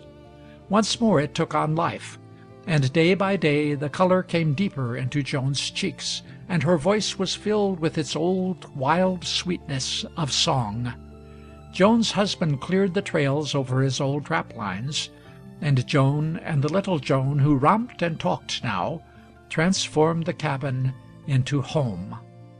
One night the man returned to the cabin late, and when he came in there was a glow of excitement in Joan's blue eyes and a tremble in her voice when she greeted him. "Did you hear it?" she asked. "Did you hear the call?" He nodded, stroking her soft hair. "I was a mile back in the creek swamp," he said. "I heard it." Joan's hands clutched his arms. "It wasn't Kazan," she said. "I would recognize his voice. But it seemed to me it was like the other, the call that came that morning from the sandbar. His mate." The man was thinking. Joan's fingers tightened. She was breathing a little quickly. "Will you promise me this?" she asked. "Will you promise me that you will never hunt or trap for wolves?" "I had thought of that," he replied. "I thought of it after I heard the call. Yes, I will promise." Joan's arms stole up about his neck. "We loved Kazan," she whispered, "and you might kill him or her." Suddenly she stopped. Both listened. The door was a little ajar, and to them there came again the wailing mate call of the wolf. Joan ran to the door. Her husband followed. Together they stood silent, and with tense breath Joan pointed over the starlit plain. "Listen, listen," she commanded. "It's her cry, and it came from the Sun Rock." She ran out into the night, forgetting that the man was close behind her now, forgetting that little Joan was alone in her bed. And to them from miles and miles across the plain there came a wailing cry in answer, a cry that seemed a part of the wind, and that thrilled Joan until her breath broke in a strange sob. Farther out on the plain she went, and then stopped, with the golden glow of the autumn moon and the stars shimmering in her hair and eyes. It was many minutes before the cry came again, and then it was so near that Joan put her hands to her mouth, and her cry rang out over the plain as in the days of old, "Kazan! Kazan! Kazan!" At the top of the Sun Rock, Gray Wolf, gaunt and thinned by starvation, heard the woman's cry, and the call that was in her throat died away in a whine. And to the north a swiftly moving shadow stopped for a moment, and stood like a thing of rock under the starlight. It was Kazan. A strange fire leaped through his body. Every fiber of his brute understanding was afire with the knowledge that here was home. It was here long ago that he had lived and loved and fought, and all at once the dreams that had grown faded and indistinct in his memory came back to him as real living things. For coming to him faintly over the plain, he heard Joan's voice. In the starlight Joan stood tense and white, when from out of the pale mists of the moon-glow he came to her, cringing on his belly, panting and wind-run, and with a strange whining note in his throat.